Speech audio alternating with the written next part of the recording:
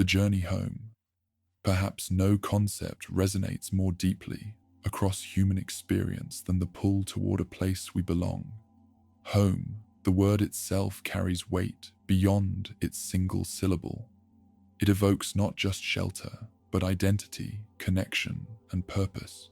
For thousands of years, across countless cultures, the story of the journey homeward has captured our collective imagination.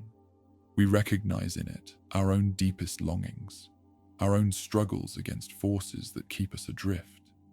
When Odysseus set sail from the smoking ruins of Troy, he thought his journey home would take weeks. Instead, it would consume 10 years of his life, a decade of monsters and gods, temptations and terrors, loss and transformation. Why does his story continue to resonate so powerfully 3,000 years after it was first told? Perhaps because we recognize in Odysseus something of ourselves, the part of us that yearns for home while simultaneously being drawn to adventure, the part that struggles between duty and desire, the part that must face both external obstacles and internal demons on the path to becoming whole. Even now, in our modern world, we see echoes of Odysseus everywhere. In the soldier returning from war, forever changed by what they've witnessed. In the refugee crossing treacherous waters, dreaming of safety. In the wanderer who has lost their way and seeks to rediscover who they truly are. The hero's journey is, at its core, a path of transformation. We leave as one person and return as another, shaped by what we've endured, what we've lost, and what we've learned.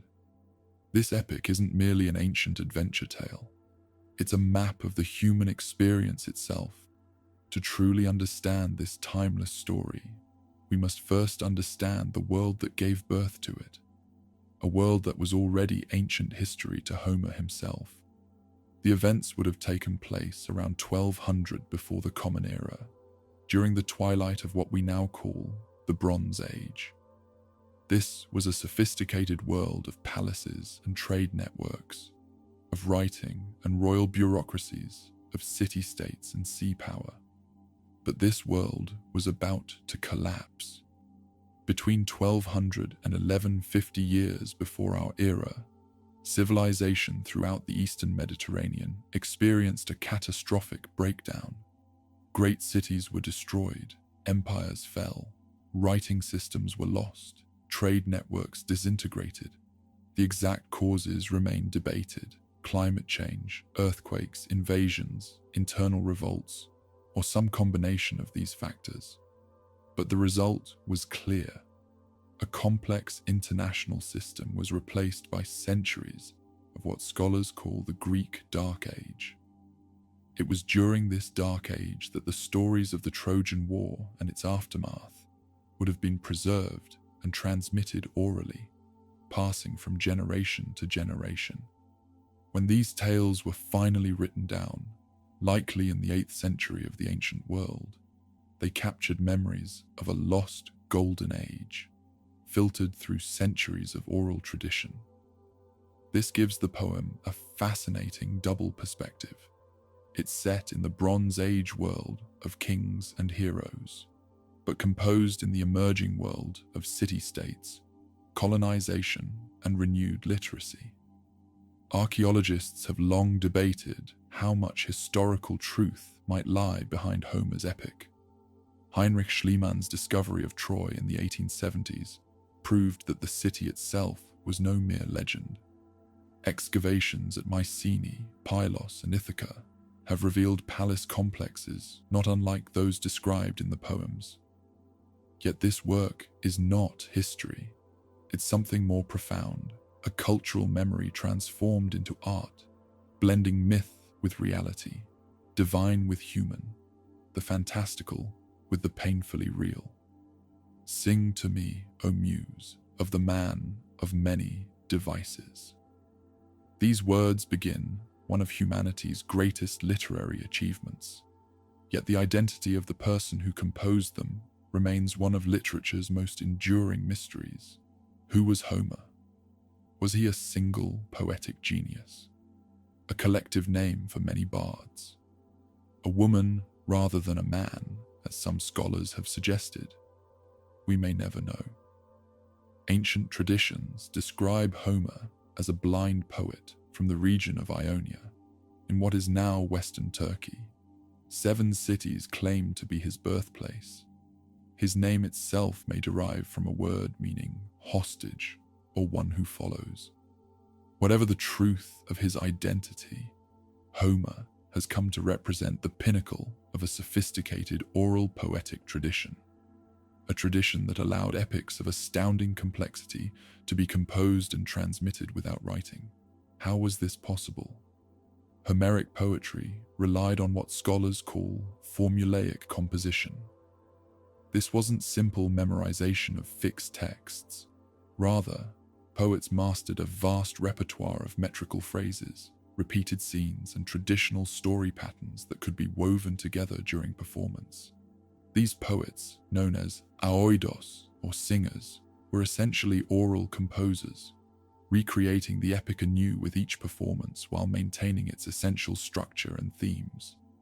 They were the living libraries of their culture, preserving not just stories, but values, history, and collective identity. Sometime around the 8th century of the ancient world, the revolutionary technology of alphabetic writing made it possible to capture these oral epics in written form. Whether this happened at the request of a ruler, like Pisistratus of Athens, as some traditions claim, or through some other process, the result transformed human culture forever. The text we read today bears the marks of its oral origins. Recurring phrases like wine-dark sea and grey-eyed Athena, familiar scenes that follow predictable patterns, and narrative techniques that would have aided memory and performance. Yet it also shows signs of a unified artistic vision that only a master poet or poets could achieve. This ancient masterpiece is not simply a straightforward adventure tale. Its structure is as ingenious as its hero, employing sophisticated narrative techniques that would influence storytelling for millennia to come. Perhaps most striking is Homer's decision to begin in medias res, in the middle of things. Rather than starting with Odysseus leaving Troy, we first meet our hero in his 7th year of captivity on Calypso's island. The preceding adventures, the Cyclops, the Sirens, Scylla, and Charybdis, are related later through Odysseus's own narration to the Phaeacians. This creates a complex temporal structure. The poem's 24 books cover about 40 days of present time, yet encompass a decade of wandering through flashbacks and storytelling. It's a narrative architecture that feels remarkably modern in its complexity. The story also employs what scholars call ring composition, a structure where themes and motifs appear, then reappear in reverse order, creating a symmetrical pattern. It begins and ends with divine assemblies. Telemachus's journey in search of news about his father mirrors Odysseus's own return voyage. The hospitality Telemachus receives from Nestor and Menelaus contrasts with the violation of hospitality by the suitors at home. These patterns aren't merely decorative. They create meaningful contrasts and parallels that deepen our understanding of the poem's themes. The very language reflects this intricacy. Written in dactylic hexameter, 6 metrical feet per line, each foot typically containing 1 long syllable followed by 2 short ones. The Greek text has a distinctive rhythm that carried both artistic and memory-aiding power. This meter became synonymous with epic poetry in the Western tradition. When we compare this epic to its companion work, the Iliad, we see fascinating contrasts. While the Iliad focuses on wrath, glory, and death in the narrow confines of the Trojan battlefield, this journey embraces a wider geographical and emotional range. It's a poem not of martial glory, but of survival, not of dying nobly, but of living wisely, not of conquering others, but of conquering oneself. At the center of this vast narrative stands its protagonist, a hero unlike any that came before him. Odysseus represents a new kind of heroic ideal, one that would prove remarkably enduring. In the Iliad, Odysseus is a significant but secondary figure, a capable warrior and respected counselor, but overshadowed by greater fighters like Achilles and Ajax. His true moment comes after that epic ends, when he conceives the Trojan horse, the stratagem that finally defeats Troy after 10 years of stalemated warfare. This emphasis on intellect over brute force defines Odysseus. His very name suggests trouble and cunning, possibly derived from the Greek verb odysomai, meaning to be wrathful against or to hate, but carrying undertones of troublemaking and deception. Homer reinforces this identity through Odysseus' descriptive titles. He is Polytropos, man of many turns or many ways. He is Polymetes, of many devices or much cunning. He is Poikilometes, of various wiles. These qualities, rather than strength or speed, define his heroism. This emphasis on intelligence reflects a shift in heroic values. The post-Trojan War world rewards not those who can conquer cities, but those who can navigate complex social and supernatural threats while preserving their identity and relationships. Odysseus represents survival through adaptability, a hero for uncertain times. Yet Odysseus' defining strength becomes his tragic flaw. His cleverness breeds hubris, most fatally in the Cyclops episode, where he cannot resist revealing his true name to the blinded Polyphemus. This act of intellectual pride triggers Poseidon's wrath and condemns his men to years of suffering. There's an inherent duality to Odysseus that makes him fascinatingly human. He is both the faithful husband who rejects immortality to return to Penelope and the wanderer who spends years in other women's beds. He is both the loving father who weeps at the sight of his son and the commander whose recklessness costs his entire crew their lives. He is both the master storyteller who charms the Phaeacians and the master liar who deceives friend and foe alike. This complexity makes Odysseus the first truly psychological hero in Western literature, a man whose internal struggles are as compelling as his external adventures. His journey is not just across dangerous seas, but through the treacherous waters of his own nature. While Odysseus struggles against gods and monsters to return home, his kingdom of Ithaca faces its own crisis, one that threatens the very social fabric of the realm. Picture Ithaca as Homer describes it, a rocky island kingdom off the western coast of Greece. Not the richest or largest of realms, but a place of deep attachment for its absent king.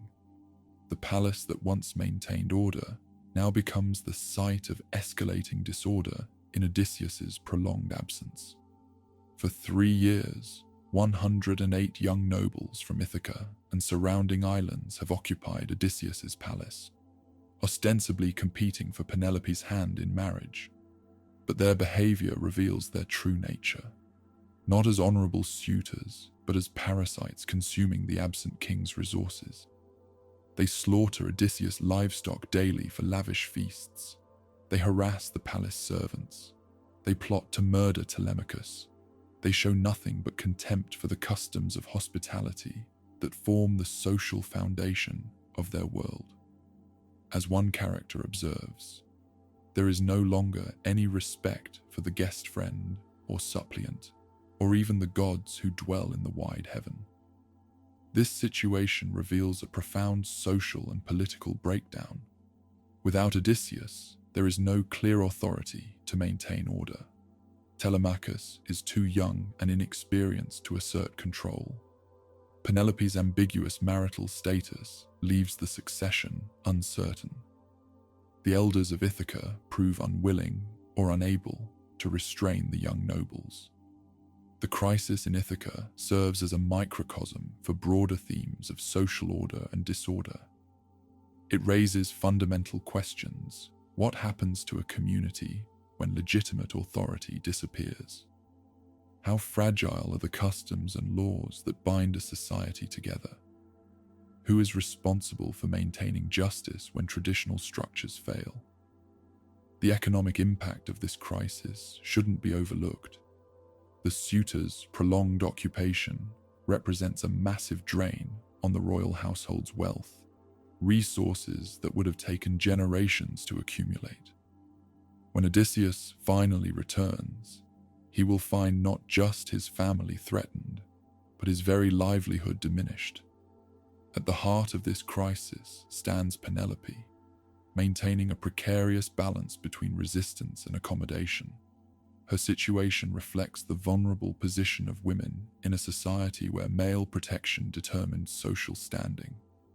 Without a husband, father, or adult son to defend her interests, she navigates a nearly impossible situation through intelligence and delaying tactics. For Telemachus, this crisis represents his painful coming of age.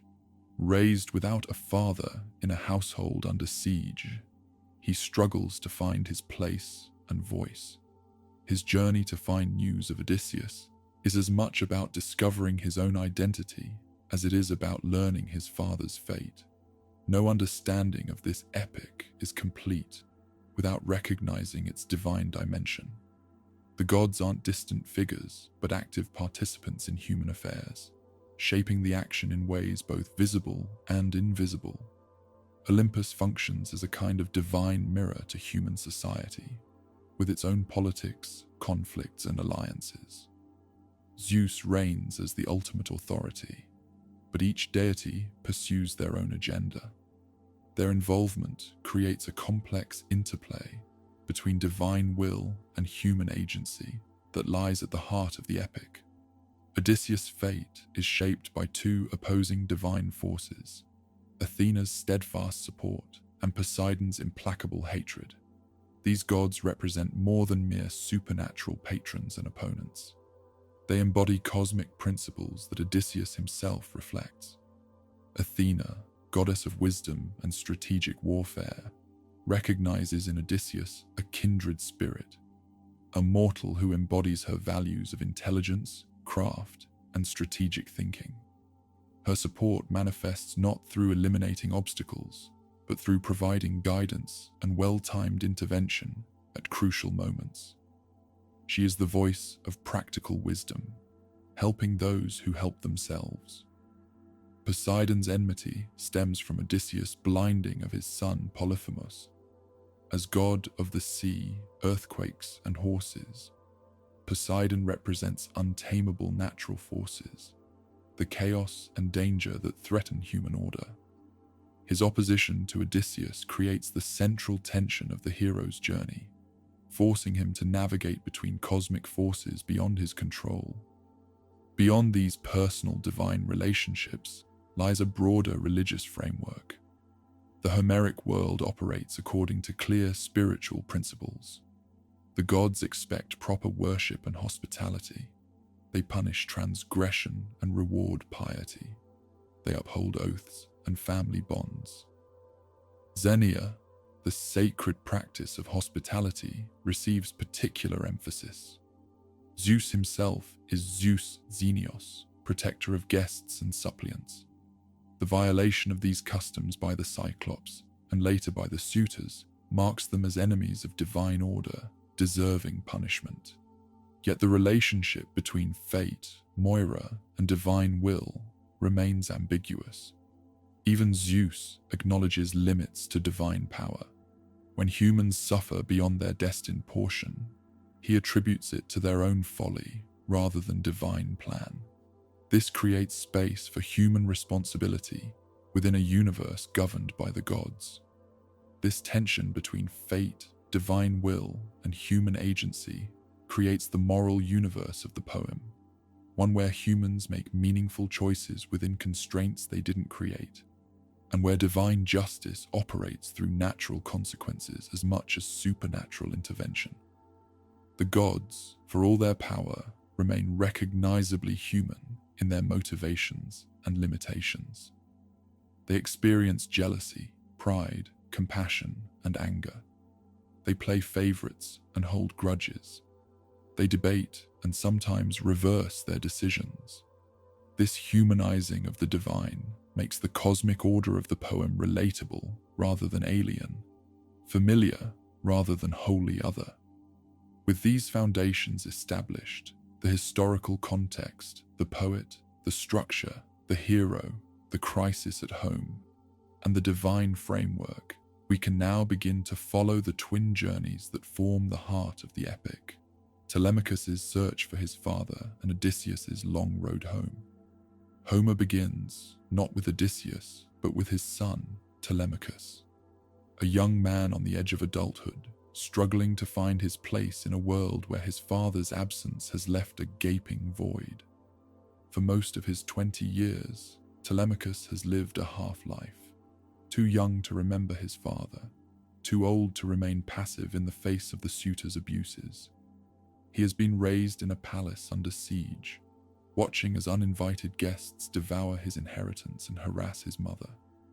Without a father to guide him, he has grown uncertain, hesitant, a prince without authority in his own house.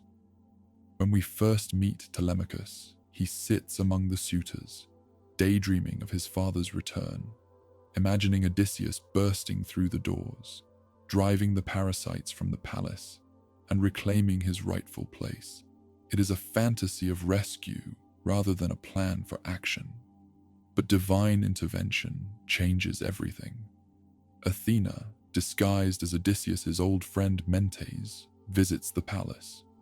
She sees in Telemachus the potential to become like his father, not just in appearance, but in cunning and resolve.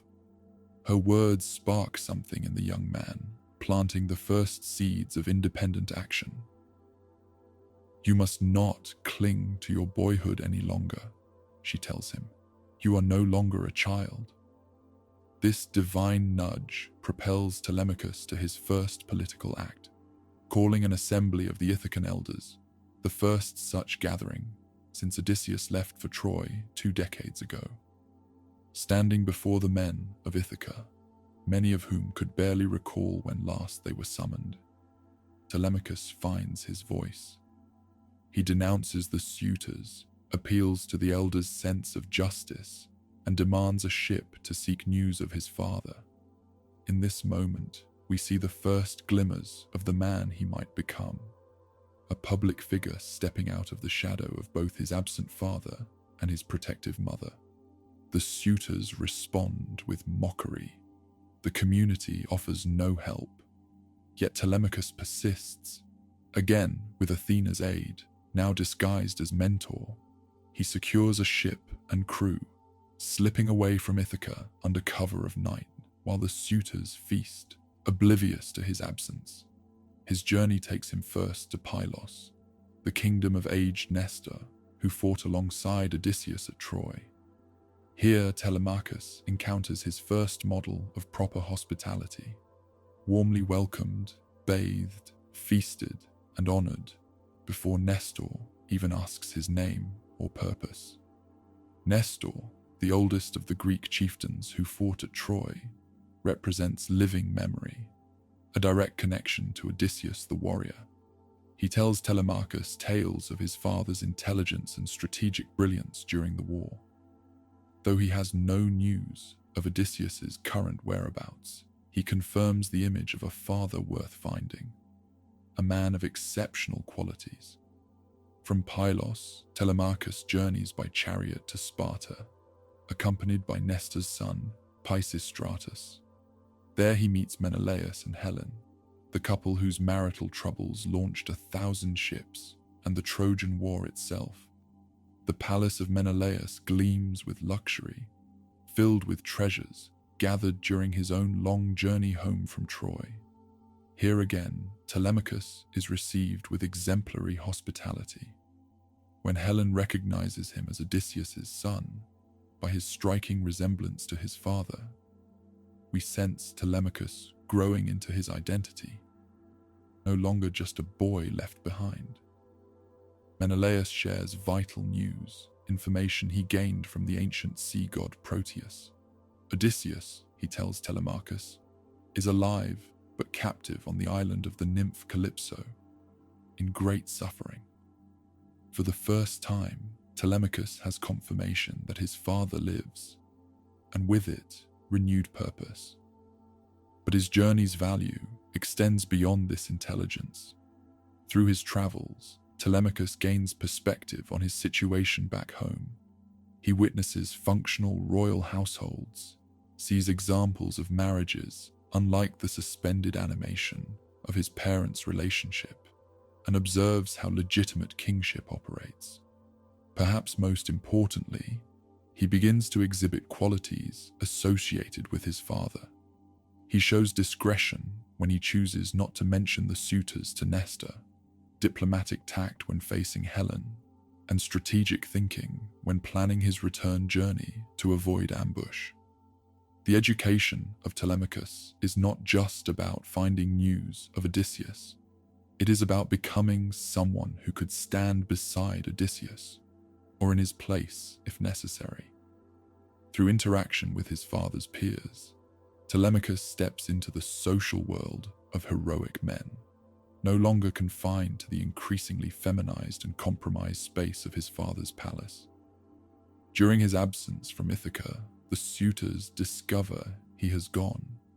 Outraged by this show of independence and worried that he might return with news or allies that could threaten their position, they plan an ambush, intending to murder him at sea as he returns home. This escalation shows both how threatening even a symbolic assertion of authority appears to those who have none, and how Telemachus has grown from a negligible figure to one worth eliminating. The parallel journeys of father and son, both navigating dangerous waters toward home, create one of the poem's most powerful symmetries. Though they travel separately, their paths are destined to converge, two halves of a legacy seeking reunion.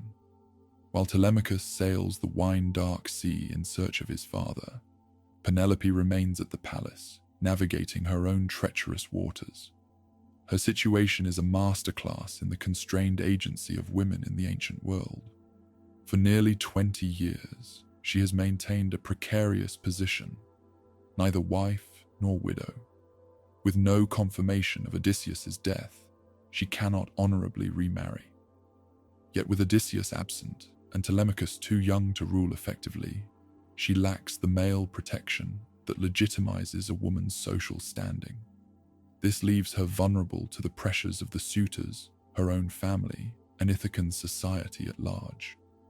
Her response to this impossible situation reveals intelligence equal to her husband's, though expressed in different domains. Where Odysseus crafts tactical deceptions on his journey, Penelope weaves strategic delays at home. Most famous is her scheme with the shroud. Promising to choose a new husband once she completes a funeral shroud for her father-in-law Laertes, she works diligently at the loom by day, only to secretly unravel her progress each night. For 3 years, this ruse holds the suitors at bay, until a disloyal servant woman reveals the deception. This is not merely a delaying tactic, but a profound symbol. The work of weaving traditionally defines female virtue in ancient Greek culture. By unraveling her own work, Penelope both fulfills and subverts feminine expectations simultaneously. She appears the model of wifely industry, while covertly resisting the very social pressure her weaving ostensibly acknowledges. Penelope's intelligence manifests in other ways too. She carefully manages the suitors, sometimes placating them with appearances and formal courtesy, while never yielding the substance of her resistance. She extracts gifts from them, gaining material advantage even as she continues to refuse their central demand. Her relationship with Telemachus reveals additional complexity. She has raised him alone, protected him from the suitors when he was younger, yet now must navigate his emerging independence. Their occasional tensions, as when he orders her back to her quarters during his first assertion of authority, reflect the awkward transition as he attempts to claim the male authority she has partially occupied in Odysseus's absence. Dreams and omens fill Penelope's world, suggesting a deep connection to subconscious or divine knowledge. She dreams of her husband, of her brother-in-law who dwells in the land of the dead, of an eagle slaughtering geese that represent the suitors. These dreams offer both comfort and confusion, hinting at truths she cannot yet fully comprehend. When news arrives of Telemachus's journey and the suitors plot to murder him, Penelope's distress reveals her emotional vulnerability beneath the calculated facade. For all her resourcefulness, she remains a woman whose entire family hangs in a precarious balance between absence and death. Her position at the center of the household creates a unique vantage point. She observes which servants remain loyal and which have been corrupted by the suitors. She maintains relationships with those she trusts, particularly her faithful attendant Eurycleia, who once nursed both Odysseus and Telemachus. Through these domestic networks, she retains some power within the increasingly hostile space of her own home. Unlike Helen in Sparta, who drugged her guests' wine to ease painful memories, Penelope preserves grief as a form of loyalty. Her tears and isolation maintain Odysseus' presence in his absence. By refusing to move forward, she creates a space where return remains possible. This steadfastness has elevated Penelope to an archetype of marital fidelity. Yet the poem suggests a more nuanced portrait than simple devotion. Her fidelity is active rather than passive, strategic rather than merely emotional. She demonstrates not just loyalty to her husband, but loyalty to her own authority and judgment. She remains faithful not only to Odysseus, but to herself, making her own decisions, rather than submitting to the pressure of others. When the disguised Odysseus finally meets her late in the epic, their interaction becomes a complex dance of revelation and concealment, testing and being tested. This mutual wariness, the caution of equals who recognize the high stakes of vulnerability, suggests how well matched they truly are, and why their reunion, when it finally comes, carries such emotional power. Beyond the central figures of Telemachus and Penelope lies the broader household, the oikos that forms the basic social and economic unit of ancient Greek life. The crisis at Ithaca is not merely a family drama, but the unraveling of an entire social ecosystem. The Ithacan royal household comprises not just the immediate family, but concentric circles of dependents, servants, slaves, herders, field workers, and others whose lives are intertwined with the fortunes of the ruling family. In Odysseus' absence, this entire structure has become distorted. Normally, the royal household would function as a center of economic and social order, redistributing resources through feasts, gifts, and patronage. Under Odysseus, the flow of goods moved from the outlying farms and herds to the center, where they would be properly allocated according to status and need. Guests would be received according to their rank, servants rewarded according to their loyalty and service. The suitors have perverted this normal flow. They arrive uninvited, yet demand the treatment of honored guests. They consume without reciprocating. They abuse the servants, threaten the heir, and harass the queen. Each feast they demand, sometimes multiple feasts daily, depletes resources that should maintain the entire community through the year. Their behavior represents not just a personal affront to Odysseus's family, but a corruption of the social contract itself. Among the servants, we see the household's fragmentation. Some, like the swineherd Eumaeus and the nurse Eurycleia, maintain steadfast loyalty to the absent king. Others have shifted their allegiance to the suitors, seeing them as the new power center. The goat herd Melanthius openly supports the interlopers. Various serving women have entered into sexual relationships with different suitors, further fragmenting household cohesion. The physical spaces of the palace reflect this social disorder. Public areas like the Great Hall, meant for legitimate assemblies, guests, and ceremonial functions, have been appropriated for the suitors' perpetual party. Storerooms are depleted, privacy violated, boundaries erased. The ordered space of a proper household has become a zone of transgression.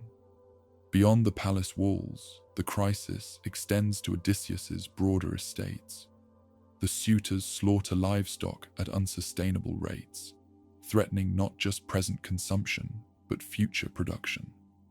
The careful husbandry that would maintain herds across generations gives way to short-term plunder. In this context, we understand why the eventual restoration requires not just the death of the suitors, but a literal cleansing of the household space, washing away blood, fumigating with sulfur, re-establishing physical and social boundaries.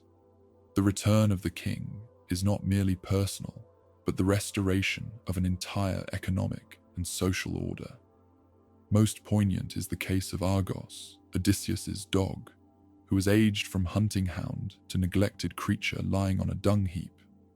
When he recognizes his disguised master, the only being to do so immediately and without assistance, he wags his tail once and dies, having lived just long enough to witness his master's return. Argos represents the decay of the household's outer reaches during Odysseus' absence, maintaining loyalty even when care and order have been withdrawn. The crisis in Ithaca thus operates on multiple levels simultaneously: personal, familial, economic, political, and moral. It is this layered crisis that gives Odysseus' eventual return its full significance, not merely a husband rejoining his wife, but the restoration of proper order to a world turned upside down. What remains remarkable about Homer's depiction is how he balances these social and economic dimensions with deeply personal perspectives. The household exists as both system and individuals, structure and emotion.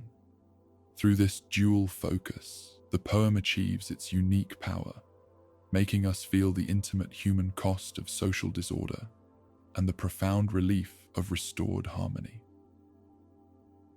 Only now, after establishing the situation in Ithaca and following Telemachus on his journey of discovery, does Homer finally introduce us to Odysseus himself. We find him not in the midst of heroic action, but in a state of profound suspension, stranded on the island of Ogygia, captive to the nymph goddess Calypso. For 7 years, Odysseus has lived in this beautiful prison. Calypso's island represents paradise in material terms: a lush garden with fragrant cypress trees, plentiful food, a warm bed, and the love of an immortal being. She has even offered Odysseus what most mortals can only dream of: eternal life, ageless and undying, if he will stay with her as her consort. Yet we discover him sitting on the shore, gazing out at the sea, weeping for home.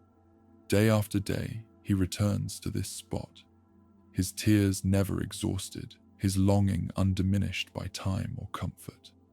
Calypso's paradise has become his purgatory. This powerful image, the man who refuses immortality because it would mean surrendering his identity, reveals the core of Odysseus's character. For what is identity but the sum of our connections, our history, our place in a human community? Ogygia offers Odysseus physical comfort, but denies him his social self. No one on Ithaca would ever know his fate. His name would disappear from human memory. He would exist outside the web of relationships that give his life meaning. Calypso herself presents a fascinating study in immortal psychology.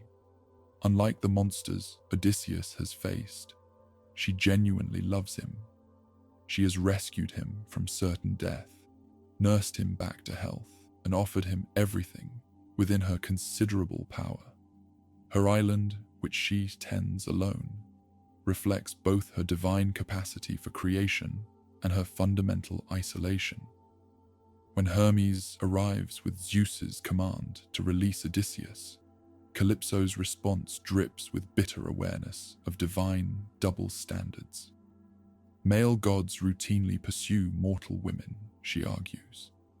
Yet when a goddess loves a mortal man, they cannot abide it. Her complaint highlights the gendered politics of Olympus, and perhaps expresses Homer's subtle critique of patriarchal power.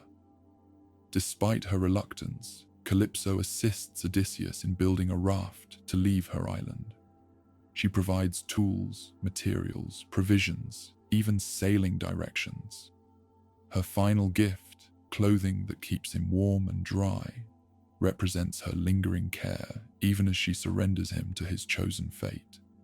The Calypso episode crystallizes a central theme of the epic, the tension between temptation and homecoming. Throughout his journey, Odysseus faces variations on this choice: comfort versus struggle, present pleasure versus future identity, the extraordinary versus the ordinary.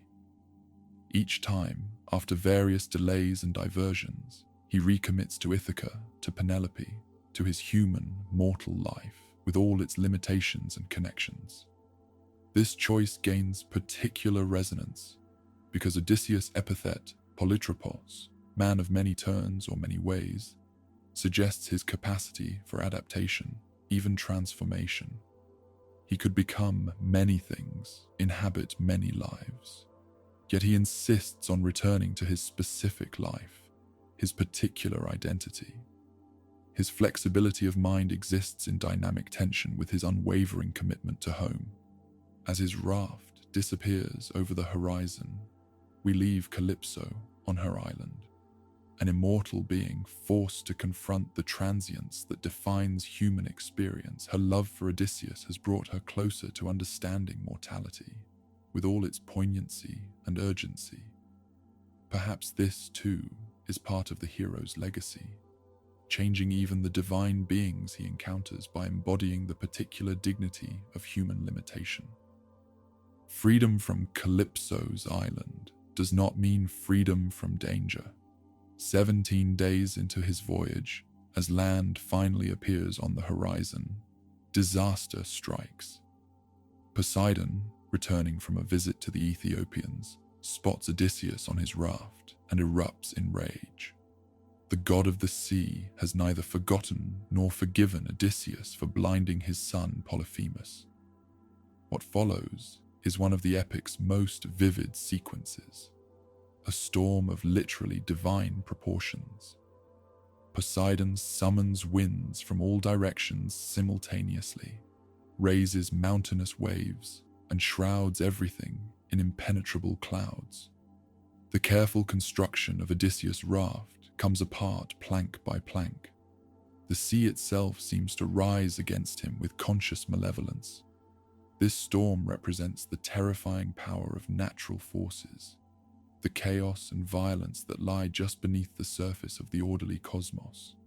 For ancient maritime cultures, the sea embodied both life-sustaining opportunity and ever-present danger. Every voyage was an act of courage, a temporary triumph over elemental forces that could reclaim the traveler at any moment. Odysseus' response reveals both his heroic qualities and his hard-earned wisdom. Unlike earlier in his journey, when he might have defied the god directly, he now recognizes the futility of fighting Poseidon's domain on Poseidon's terms. Instead of struggling against impossible odds, he adapts.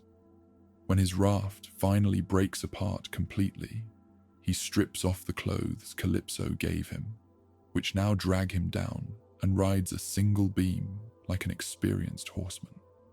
The sea goddess Ino, also called Leucothea, appears, taking pity on the struggling hero. She offers her veil as a magical flotation device, instructing him to discard it once he reaches shore.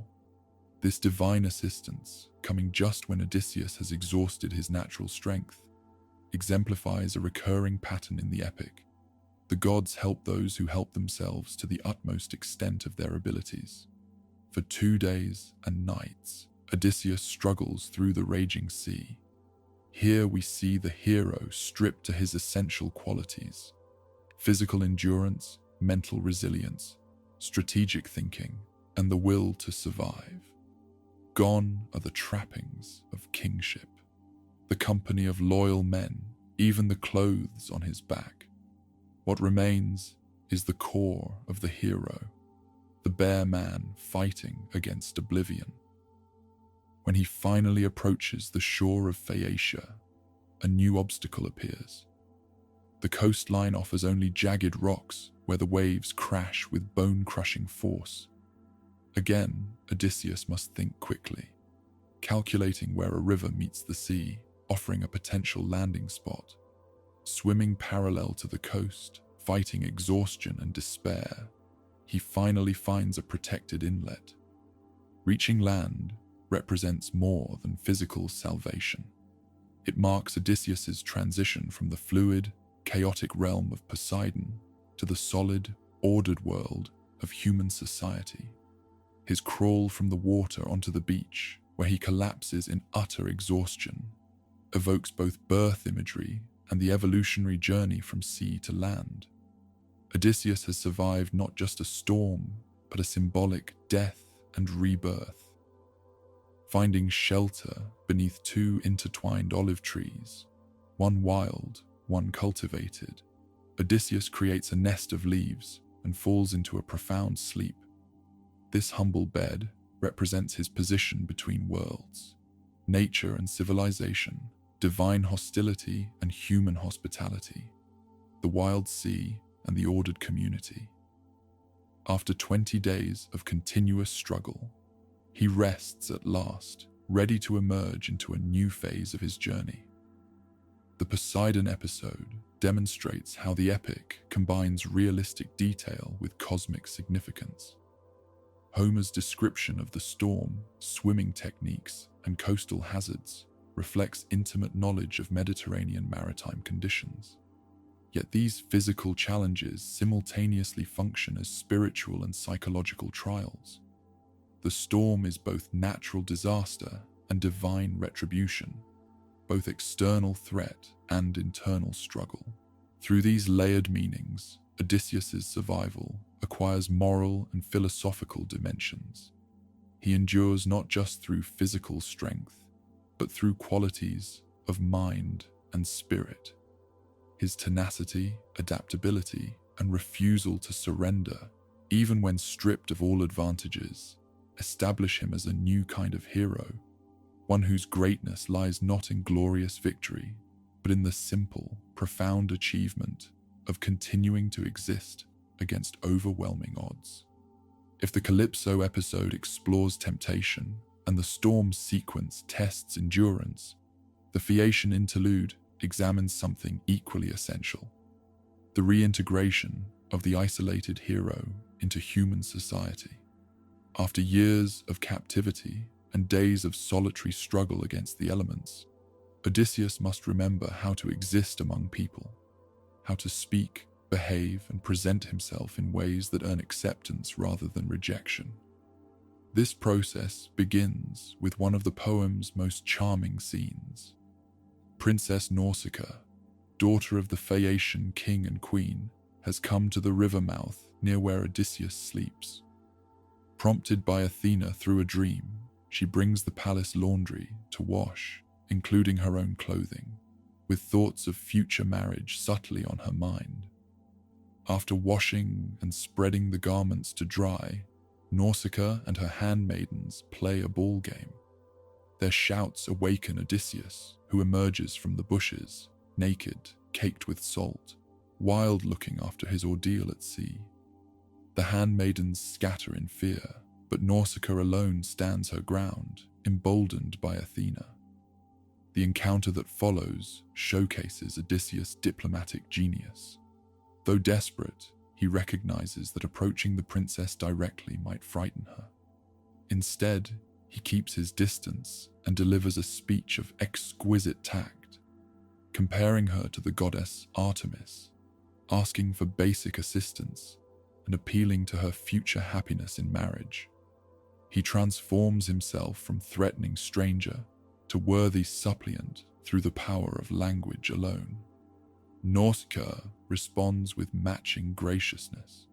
She offers clothing, food, directions to the palace, and practical advice about approaching her parents. Her composure and generosity, especially remarkable in one so young, establish her as an exemplar of proper treatment of strangers. If the suitors in Ithaca represent the violation of hospitality norms, Nausicaa embodies their perfect fulfillment. Beneath this formal exchange runs a current of unacknowledged attraction. Homer subtly indicates Nausicaa's interest in the mysterious foreigner, her comment to her handmaidens that she wouldn't mind a husband like him, her hope that he might stay in Phaeacia. For his part, Odysseus recognizes her exceptional qualities, paying her the highest compliment he can offer when he compares her to a young palm tree he once saw at Apollo's shrine in Delos. Yet both understand the impossibility of any deeper connection. Odysseus's heart remains fixed on home. Nausicaa, for all her youthful fascination, maintains the decorum proper to her station. Their interaction exemplifies a bittersweet recognition of what might have been under different circumstances. A road not taken, gracefully acknowledged and set aside. Following Nausicaa's advice, Odysseus approaches the palace indirectly, receiving Athena's assistance in the form of a concealing mist as he enters the city. The Phaeacian palace itself represents the pinnacle of civilized existence, gleaming with bronze, silver, and gold, surrounded by perpetually fruiting orchards, attended by skilled servants. The royal couple, Alcinous and Arete, preside over an island untouched by war, blessed with exceptional ships that cross the sea, swift as a bird or thought itself. When Odysseus enters as a suppliant, grasping Queen Arete's knees in the traditional posture of request, the Phaeacians respond with model hospitality. They offer food, drink, and lodging before even asking his name or business. They promise safe passage to his destination. They treat him not as a suspicious foreigner, but as a guest under divine protection, which, given Athena's involvement, he truly is. The following day, the Phaeacians honor their guest with athletic games. When one young athlete insults Odysseus, suggesting he looks more like a merchant than a sportsman, the hero responds by easily winning the discus throw, demonstrating that his strength and athletic prowess remain intact despite his recent ordeal. This small victory foreshadows his eventual triumph over the young suitors at home. The evening feast brings the pivotal moment of the Phaeacian episode. The court bard Demodocus sings of the Trojan War, first of a quarrel between Odysseus and Achilles, later of the Trojan horse strategy that Odysseus devised. Hearing these tales of his former glory, Odysseus weeps behind his cloak, moved by memories of friends lost and hardships endured. King Alcinous notices his guest's distress and gently asks the question that transitions the epic from third-person narration to first-person account. Who are you? Tell us your name. In response, Odysseus finally reveals his identity and begins the tale of his wanderings since leaving Troy, a narrative that will occupy the next 4 books of the epic. This moment of revelation carries enormous emotional weight. For the first time since leaving Calypso's island, Odysseus publicly reclaims his name and identity. He steps out of anonymity into his own legend, bridging his past glory and his present circumstances. The attentive, admiring Phaeacian audience represents a first step toward the restoration of his social standing. a receptive community that acknowledges his trials and celebrates his resilience. The Phaeacian episode thus serves multiple narrative functions. It provides Odysseus with a sympathetic audience for his tale, creating the frame story that allows his earlier adventures to be recounted. It demonstrates the proper functioning of hospitality to contrast with its perversion by the suitors. It shows Odysseus relearning social skills that years of isolation had forced him to set aside. More subtly, the Phaeacians represent an idealized society, a kind of halfway point between the magical realms Odysseus has traversed and the flawed, complex human world of Ithaca. Their exceptional ships, their blessing by the gods, their freedom from ordinary toil all place them at the border between the mundane and the marvelous. They serve as a transitional space for Odysseus, allowing him to process his extraordinary experiences before returning to ordinary human society. When Odysseus concludes his tale, the Phaeacians load him with gifts, more treasure than he would have received from his share of Troy's plunder had he returned directly. They deliver him asleep to the shores of Ithaca, gently placing him and his new wealth on the beach before departing. This peaceful transition from guest friend to returned king contrasts sharply with the violent homecoming he must now undertake.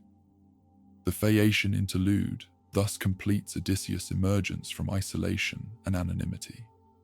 Having survived divine imprisonment and natural catastrophe, having reclaimed his name and shared his story, he now stands ready to reclaim his place in the human world, not as a supplicant seeking acceptance, but as a king determined to restore justice to his domain. Seated among the Phaeacians, their guest of honor in a gleaming hall far from home, Odysseus begins his tale. His voice, unused to such extended speech after years of isolation, carries the weight of memories long suppressed. The attentive silence of his audience mirrors our own as we finally hear directly from the hero about the lost decade between Troy's fall and Calypso's island. "I am Odysseus, son of Laertes," he declares, claiming his identity in full for the first time since leaving Ogygia. This self-naming is itself an act of courage. In a world where names carry power, Odysseus had learned the danger of revelation when his proud declaration to the Cyclops triggered Poseidon's wrath. Yet here, among potential allies, he reclaims his name and the story attached to it. What follows is not a straightforward chronology, but a carefully structured narrative. Odysseus proves himself as masterful a storyteller as he is a strategist. He selects, arranges, and emphasizes events to create maximum impact on his audience. Whether every detail is precisely as it occurred matters less than the truth of the experience, the emotional reality of a journey that tested human limits in every way imaginable.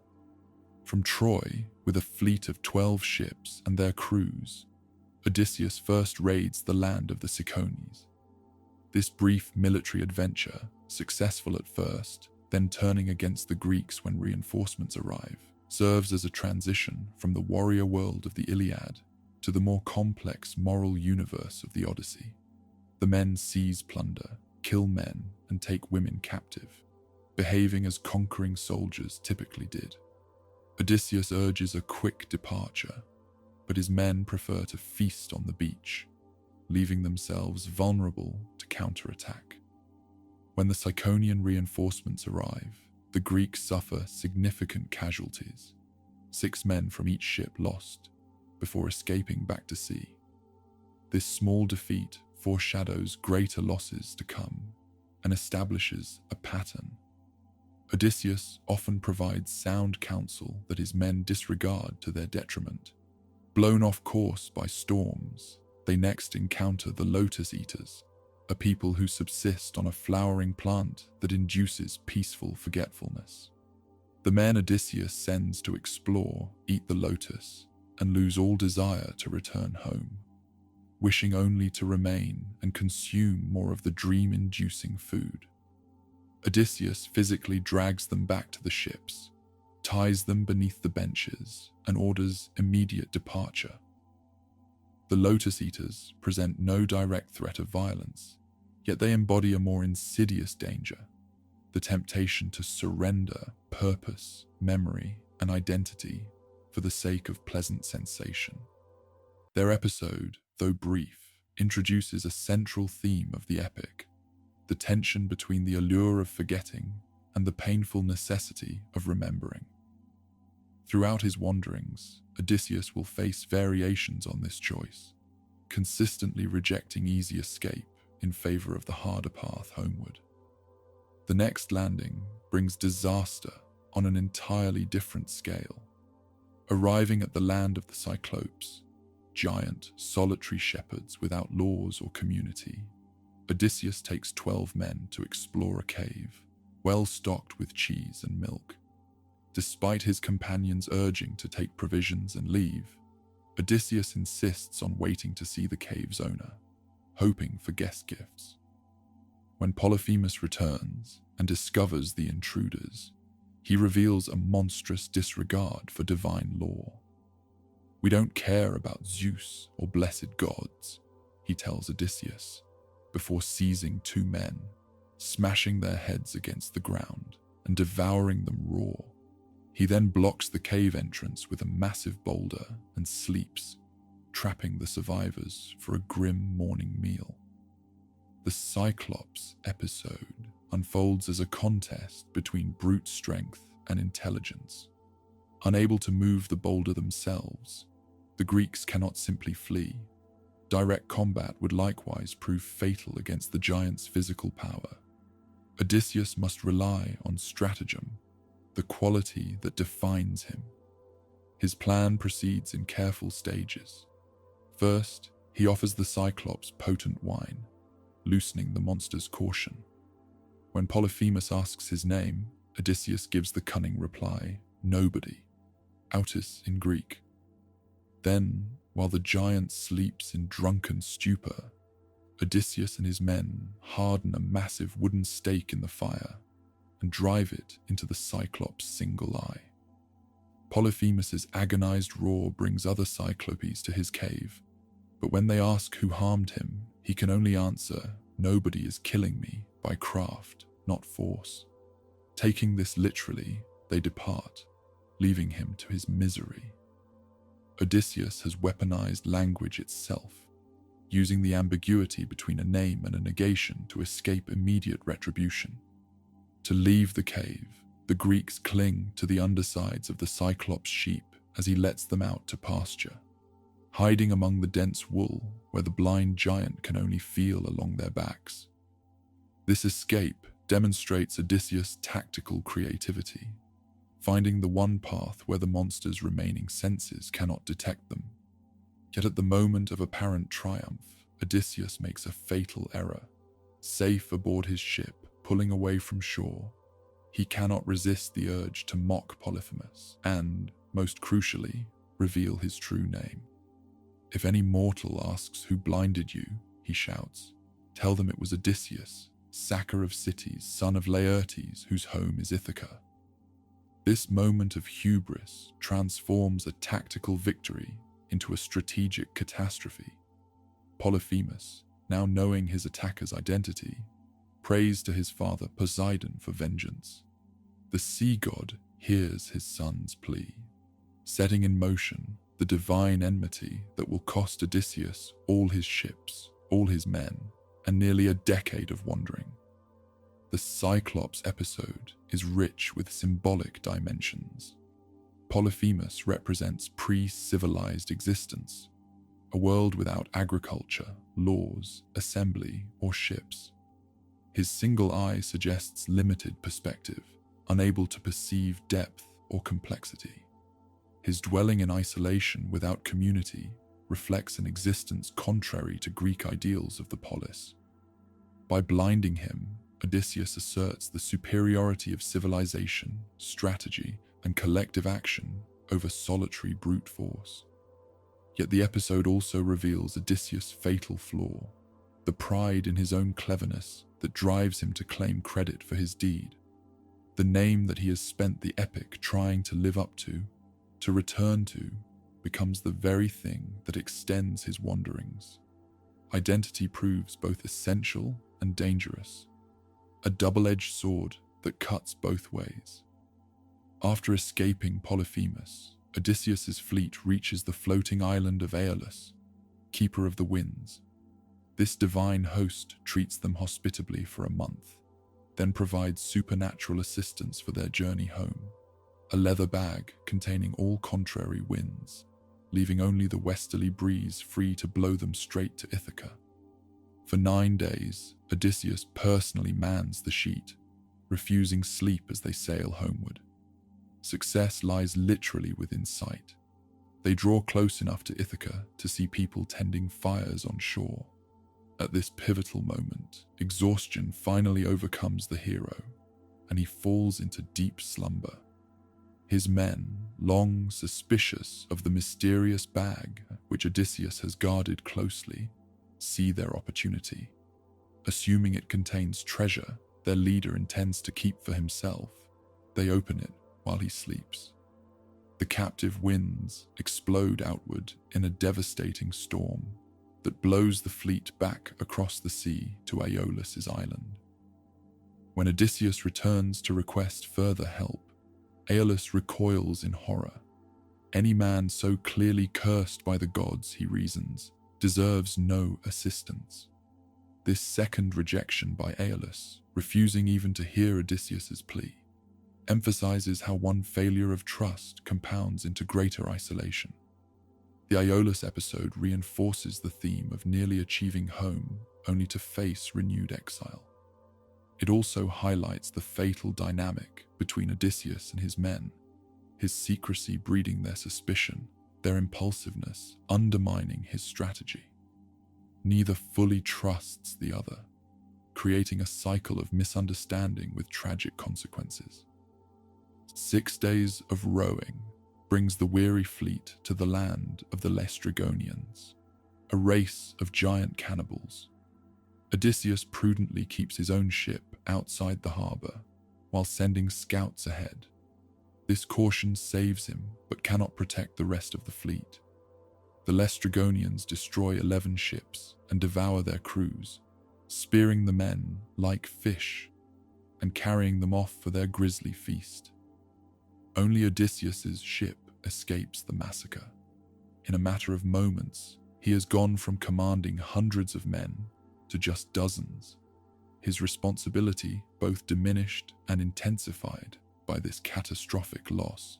The swift, brutal destruction of nearly his entire expedition marks the darkest point of his journey and sets up the extended interlude on Circe's island that follows. With one ship and an increasingly desperate crew, Odysseus lands on Aiaia, home of the enchantress Circe. Dividing his remaining men into 2 groups, he sends the first, led by his kinsman Eurylochus, to explore. They discover a palace surrounded by docile lions and wolves, animals transformed by Circe's magic. Inside, the goddess welcomes them with a feast laced with enchanted ingredients. After they eat, she touches them with her wand, transforming all but Eurylochus, who had remained suspicious outside, into swine, maintaining their human minds within animal bodies. When Eurylochus returns with news of this horror, Odysseus sets out alone to confront the goddess. On his way, he meets Hermes, who provides both a magical herb called Molly to protect against Circe's spells and specific instructions for subduing her. Following this divine guidance, Odysseus resists the enchantress's magic, draws his sword against her, and compels her to swear an oath not to harm him. This encounter transforms into an extended stay on Aiaia. Circe restores the men to human form, hosts the crew for a full year of feasting, and becomes Odysseus's lover. This interlude of pleasure and respite seems to make the crew forget their homeward mission entirely. Only when his men finally confront him, appealing to his desire for home, does Odysseus approach Circe about departure. Her response introduces the next essential challenge. Before they can return home, she tells them, they must journey to the land of the dead to consult the prophet Tiresias. This requirement for catabasis, descent to the underworld, marks a crucial spiritual dimension of Odysseus's journey. To move forward, he must first go deeper, confronting death itself and the shadows of his past. Following Circe's detailed instructions, Odysseus sails to the western edge of the world, where the sun never shines and the rivers of the underworld flow into the ocean. There, he performs the prescribed rituals, digging a pit, pouring libations, sacrificing animals, and letting their blood flow to attract the spirits of the dead. The shades gather, drawn by the scent of blood, but Odysseus holds them at bay with his sword until Tiresias arrives. The blind prophet drinks from the sacrificial blood and delivers his crucial prophecy. He warns of the danger posed by Helios' cattle on Thrinacia, predicts Odysseus' eventual return to Ithaca and his confrontation with the suitors, and foretells a final journey inland carrying an oar, seeking peoples who mistake it for a winnowing fan because they know nothing of the sea. After receiving this prophecy, Odysseus allows other spirits to approach the blood and speak with him. His mother, Anticlea, who had been alive when he left for Troy, reveals she died of grief during his long absence. Her shade tries to embrace him 3 times, but passes through his arms like smoke, a heart-rending portrayal of the unbridgeable divide between the living and the dead. Odysseus also encounters famous women from myth and legend, as well as former comrades from Troy. The spirit of Agamemnon warns him to return to Ithaca in secret, trusting no one. Even his wife, after his own murder at the hands of Clytemnestra and her lover. Achilles, once glory-seeking in life, delivers perhaps the epic's most famous line, "I would rather be a hired laborer on earth, serving a man of little property, than rule over all the dead." Most poignant is Odysseus' encounter with Ajax, who had committed suicide after losing a contest with Odysseus over Achilles' armor. Despite Odysseus' appeals, Ajax's spirit refuses to speak to him, maintaining in death the grudge that destroyed him in life. This silent rejection reminds us of the human cost of Odysseus' competitive excellence, how his victories have sometimes created enduring wounds in others. The underworld sequence serves multiple purposes in the epic. It allows Odysseus to gain crucial knowledge for his journey home.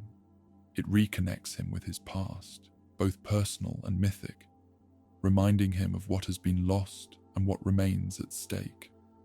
It provides a metaphysical dimension to his physical wanderings, suggesting that full homecoming requires reconciliation with death and memory, as well as physical return to Ithaca. When Odysseus and his crew return to Aiaia, Circe provides detailed guidance for the remaining challenges of their journey. She outlines 3 specific dangers: the sirens, whose enchanting song lures sailors to their death; the passage between Scylla and Charybdis, where they must choose between losing some men or the entire ship; and the island of Thrinacia, with its sacred cattle of Helios, which must be left untouched despite any hunger or hardship. Armed with this foreknowledge, Odysseus prepares specific countermeasures for each threat.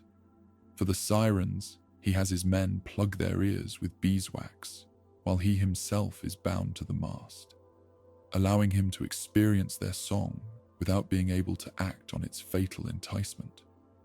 This famous image of the bound hero, straining against his ropes as he hears the irresistible voices, captures the essence of Odysseus' journey. He experiences what would destroy others, yet survives through a combination of foresight, discipline, and willing acceptance of temporary constraint. The content of the sirens' song proves revealing. They tempt Odysseus not with sensual pleasure, but with knowledge. We know all that happens on the fertile earth, they claim. Their appeal targets his intellectual curiosity, his desire to know and understand, which has driven both his greatest achievements and his most costly mistakes. By hearing their song, but denying himself the fatal approach to their island, Odysseus achieves a rare balance between experience and restraint. Next comes the most agonizing decision of the journey. To reach home, the ship must pass either through the strait, where the six-headed monster Scylla dwells, or near the deadly whirlpool Charybdis. Circe has advised the first option. Better to lose 6 men, she counseled, than the entire crew. Odysseus accepts this terrible calculus, but initially conceals from his men that some of them must die regardless of his seamanship. As they approach the strait, Odysseus arms himself despite Circe's warning that fighting Scylla is futile. This gesture reveals his character. Even knowing he cannot save all his men, he refuses passive acceptance of their loss. While the crew's attention fixes on the more visible danger of Charybdis, Scylla strikes suddenly from above, snatching 6 men from the deck. Odysseus describes their deaths in excruciating detail. Arms and legs flailing, voices calling his name as they're lifted toward the monster's cave, their final struggles as they're devoured alive. This moment, when Odysseus must watch his companions die while continuing to navigate forward, represents the ultimate burden of leadership, the responsibility to continue functioning, even while processing unbearable loss. The Scylla episode strips away any romanticized notion of heroism, showing instead its raw emotional cost. Having navigated these dangers, the depleted crew reaches Thrinacia, island of the sun god's sacred cattle. Despite Tiresias and Circe's explicit warnings to avoid landing there, a storm forces them ashore. Odysseus makes his men swear an oath not to touch the cattle, regardless of hardship. For a month, they subsist on birds and fish. But when unfavorable winds trap them on the island and supplies run out, starvation looms. When Odysseus goes inland to pray for divine assistance, his absence creates opportunity for temptation. Eurylochus persuades the hungry crew that it would be better to risk divine punishment than face certain death by starvation. They slaughter the finest of Helios' cattle, justifying their transgression with promised sacrifices and temple offerings upon their safe return home. Odysseus returns to discover the deed already done. Despite performing the proper rituals with the meat, ominous signs appear. The hides of the slain animals creep across the ground, and the meat itself lows on the spit as if still alive. These uncanny manifestations signal the depth of their transgression against cosmic order. When they finally depart the island, Zeus fulfills his promise to the outraged Helios. A devastating storm destroys the ship, killing all aboard except Odysseus, who lashes together the mast and keel to form a makeshift raft. Carried back past Scylla and Charybdis, he barely survives being sucked into the whirlpool, clinging to a fig tree growing from the cliff until his raft reappears on the churning surface. 9 days adrift brings him finally to Ogygia, Calypso's island, completing the circle of his narrative. From this lowest point, having lost his men, his ship, and seemingly his hope of return, we have already witnessed his eventual escape with divine assistance and his arrival among the Phaeacians. As Odysseus concludes his tale, silence falls over the Phaeacian hall. This extended first-person narrative has revealed dimensions of the hero invisible from the outside. His decision-making process, his emotional responses to loss, his moments of both brilliance and error. By allowing Odysseus to tell his own story, Homer gives him agency in shaping his identity through narrative, just as he must rebuild his identity through action upon returning to Ithaca. The Wanderings Odysseus describes map not just geographical space, but moral and psychological territory. Each adventure tests specific aspects of human nature. The allure of forgetfulness among the Lotus Eaters, the tension between civilization and savagery with the Cyclops, the balance of trust and suspicion with Aeolus and his men, the temptation of pleasure and stasis with Circe, the hunger for forbidden knowledge with the Sirens, the impossible choices between types of loss with Scylla and Charybdis, and the desperate rationalizations that lead to tragic transgression with Helios's cattle. Together, these episodes form a complex exploration of human limitations and aspirations. They reveal Odysseus as neither perfect hero nor mere victim of divine caprice, but as a man navigating impossible circumstances with extraordinary yet flawed capabilities. His survival when all others perish results from a combination of divine favor, personal excellence, and simple luck, a trinity of factors the Greeks recognized as governing human fortune. As the Phaeacians prepare to deliver Odysseus to Ithaca, with ships swift as thought itself, the wandering phase of his journey concludes. Ahead lies an even greater challenge, not surviving among monsters and gods, but reclaiming his place in the human world he left behind 20 years before. The skills, insights, and determination forged through his wanderings will now be tested in the complex social landscape of home. The Phaeacians deliver on their promise. Their miraculous ship carries the sleeping Odysseus across the sea to Ithaca, where they gently place him and his newfound treasures on the shore before departing. When Odysseus awakens, he finds himself surrounded by morning mist, unable to recognize the very homeland he has struggled so long to reach. This moment of disorientation captures a profound truth about homecoming after prolonged absence. Places change. Memory proves unreliable. The returning traveler must reconcile the home of imagination with the reality that confronts them. For Odysseus, this reconciliation begins with uncertainty bordering on despair. Has he been deceived, abandoned on some strange shore with his gifts? Athena appears, first disguised as a young shepherd, then revealing herself to her favorite mortal. Their exchange highlights their special relationship, a blend of divine patronage and mutual respect. When Athena asks why he doesn't immediately recognize his homeland, Odysseus initially responds with caution, creating a false tale about his identity. The goddess smiles at this reflexive deception, noting with approval that anyone who matched Odysseus in craft would need to be a champion deceiver. Together, they hide his treasures in a nearby cave. Then, Athena transforms him into an aged beggar, stooping his posture, wrinkling his skin, clouding his bright eyes, and clothing him in rags.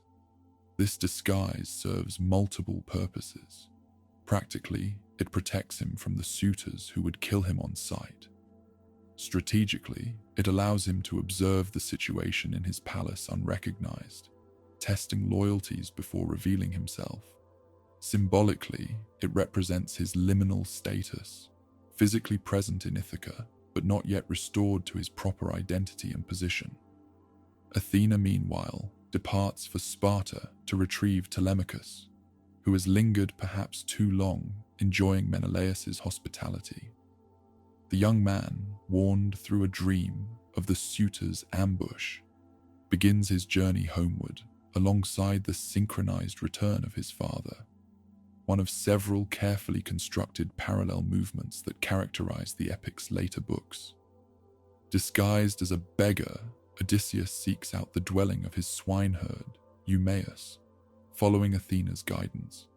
This humble hut, far from the corrupted splendor of the palace, becomes the staging ground for the eventual reclamation of his kingdom. Here, Odysseus encounters the first example of unwavering loyalty among his servants. Despite his ragged appearance, Eumaeus welcomes the stranger with every hospitality his modest means allow, sharing food, providing shelter, and treating him with dignity. This warm reception contrasts sharply with the treatment Odysseus will later receive from the suitors, highlighting one of the epic's central themes. True nobility manifests in behavior rather than birth or wealth. Eumaeus, though a slave, embodies the ethical code that the highborn suitors violate. His hospitality toward a seeming beggar reveals more genuine aristocratic values than the destructive entitlement of those occupying the palace. Over a simple meal, the disguised Odysseus and Eumaeus exchange stories. Odysseus creates an elaborate false tale about his identity, claiming to be a Cretan warrior who fought at Troy, suffered many misadventures, and eventually heard news of Odysseus preparing to return home. This embedded narrative showcases the hero's improvisational genius, while revealing how he gathers information without exposing himself. Eumaeus responds with skepticism about the news of his master's imminent return. He has heard too many false reports from travelers seeking advantage, but shares his own life story.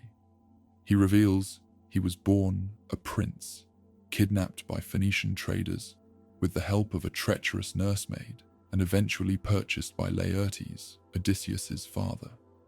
This narrative creates a poignant counterpoint. The nobleman living as a slave speaks with the king, disguised as a beggar, each temporarily separated from his true status. For several days, Odysseus remains with Eumaeus, learning about conditions in Ithaca and observing the swineherd's steadfast character. This interlude in the countryside allows Homer to develop a fuller picture of Ithaca beyond the palace walls, showing how Odysseus's prolonged absence has affected the broader community and economy of his kingdom. Through conversations with Eumaeus and later with other characters, Odysseus learns how his herds have been depleted, how different servants have responded to the crisis, and how the political situation has deteriorated in his absence. The tranquility of the swineherd's hut is broken by the arrival of Telemachus, who has successfully evaded the suitors' sea ambush.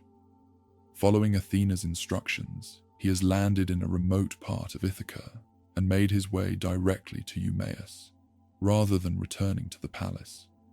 This caution demonstrates his growing maturity, a stark contrast to the naive youth who departed weeks earlier. When Eumaeus leaves to bring news of Telemachus's safe return to Penelope, Athena appears visible only to Odysseus, instructing him to reveal himself to his son. With a touch of her wand, she temporarily restores his true appearance. The disguise falls away, and Odysseus stands before his son in his actual form, strong, handsome, regal. Telemachus's reaction reveals both the emotional power and potential danger of this moment. Initially believing the transformation indicates a god in disguise, he averts his eyes, declaring, "Just now you were old and shabbily clothed, but now you are like the gods who rule the wide heavens." When Odysseus identifies himself as his long-lost father, Telemachus remains doubtful. "You cannot be my father, Odysseus. Some god is deceiving me to make my grief even more painful." This resistance to recognition, the fear of false hope after so many years of disappointment, makes their eventual embrace all the more powerful. When the full realization finally comes, both men weep openly. Homer compares their crying to the keening of eagles whose nestlings have been stolen, a rare simile likening human emotion to the animal world rather than the reverse, emphasizing the primal nature of their reconnection. Once the initial surge of emotion subsides, father and son begin plotting the suitor's destruction. This immediate transition from reunion to conspiracy emphasizes the context of their relationship. Not a peaceful homecoming, but a preparation for necessary violence. Odysseus outlines his strategy, counting the suitors' numbers, assessing potential allies, and instructing Telemachus on his role in the coming confrontation. Despite 20 years of separation, they quickly establish a working partnership based on their shared goal and complementary skills. Odysseus resumes his beggar disguise before Eumaeus returns, maintaining the deception for all except his son. Together, they prepare to enter the palace, Telemachus first, to avoid suspicion, with the disguised Odysseus to follow later as a seemingly random beggar seeking charity. This approach will allow Odysseus to observe the situation firsthand, while positioning himself for the eventual attack. Before this plan unfolds, Homer provides a touching counterpoint with the story of Argos, Odysseus's hunting dog. Once renowned for his speed and keen senses, Argos now lies neglected on a dung heap, old, flea-ridden, and abandoned. Yet when Odysseus passes by, the dog recognizes his master, despite the disguise no human can penetrate.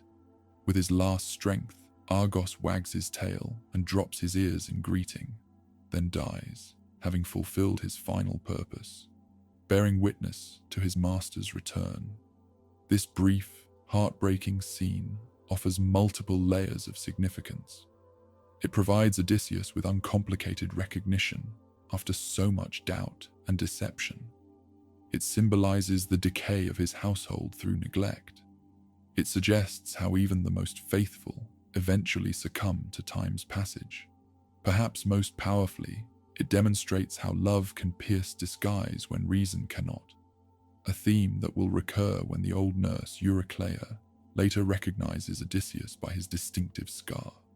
Telemachus returns to the palace first, reuniting with Penelope, who embraces him with relief, but remains unaware of the momentous changes underway. Shortly afterward, Eumaeus leads the disguised Odysseus to the palace, where he will experience directly the disorder that has overtaken his home. As they approach, they encounter another of Odysseus's servants, the goatherd Melanthius, who has allied himself with the suitors. Unlike Eumaeus, Melanthius responds to the apparent beggar with contempt and physical abuse, kicking him and mocking his poverty. This encounter, juxtaposed with Eumaeus' kindness and Argos' recognition, establishes the spectrum of loyalty and betrayal Odysseus will navigate within his own household. Entering his palace as a beggar, Odysseus experiences the final humiliation of his journey, becoming an object of entertainment and abuse in his own halls. The suitors, particularly Antinous, their ringleader, treat him with calculated cruelty. When Odysseus begs for food, Antinous hurls a footstool at him, striking him in the back. This brutal act crystallizes the moral corruption of the suitors, not just their consumption of Odysseus's resources, but their violation of the sacred obligation to treat strangers and suppliants with dignity. Odysseus absorbs this abuse with outward patience that masks inward fury. Each insult adds to the justified rage that will eventually explode in bloody retribution. Yet his restraint demonstrates extraordinary self-control, the same quality that allowed him to endure Polyphemus's cave and Calypso's island. Now, within sight of his goal, he maintains his disguise despite enormous provocation. Not all within the palace treat him with contempt. Penelope, hearing of the stranger's arrival and the abuse he suffered, summons him to ask if he has news of Odysseus. Their conversation with the queen, unaware she speaks to her husband, creates dramatic irony of the highest order. Odysseus fabricates yet another false tale, claiming to have hosted the real Odysseus years ago and offering detailed predictions about his imminent return. This extended scene between disguised husband and questioning wife explores the paradox of intimate estrangement. They sit together, physically close, yet separated by deception and uncertainty. Odysseus must suppress his desire to reveal himself, while Penelope struggles between hope sparked by the stranger's convincing claims and the caution born from years of disappointment. Their conversation deepens our understanding of Penelope, revealing her intelligence, her diplomatic skill in extracting information, and her emotional resilience. When the disguised Odysseus accurately describes clothing and companions from 20 years earlier, she weeps with recognition of these details, but still does not make the final connection to the man before her. The barriers to recognition are not just physical disguise, but the psychological protection she has built against false hope. Their exchange also establishes the final test Odysseus must pass to reclaim his place. Penelope announces she will set a contest for the suitors. Whoever can string Odysseus's great bow and shoot an arrow through 12 axe handles will win her hand. This challenge, impossible for any man except Odysseus himself, becomes the mechanism for the approaching confrontation. One last recognition scene unfolds before the contest, when the aged nurse, Eurycleia, bathes the disguised Odysseus' feet and recognizes a distinctive scar on his thigh, received during a boar hunt in his youth. Unlike Argos's silent recognition, this moment threatens to expose Odysseus prematurely. He grasps her throat to prevent her exclamation, warning her to keep his identity secret even from Penelope. This partial recognition illustrates another pattern in the epic. Those with least social power often perceive truth most clearly. The dog, the nurse, and the swineherd all recognize aspects of Odysseus that remain hidden from those with greater authority. Their loyalty stems not from social obligation, but from genuine devotion, making them essential allies in the coming restoration. As the day of the contest approaches, omens multiply. Zeus sends thunder from a cloudless sky. Theoclymenus, a seer who has taken refuge with Telemachus, experiences a horrific vision of the suitors, with blood-dripping walls, ghostly figures, and the sun darkening, a premonition of impending slaughter that the suitors mockingly dismiss.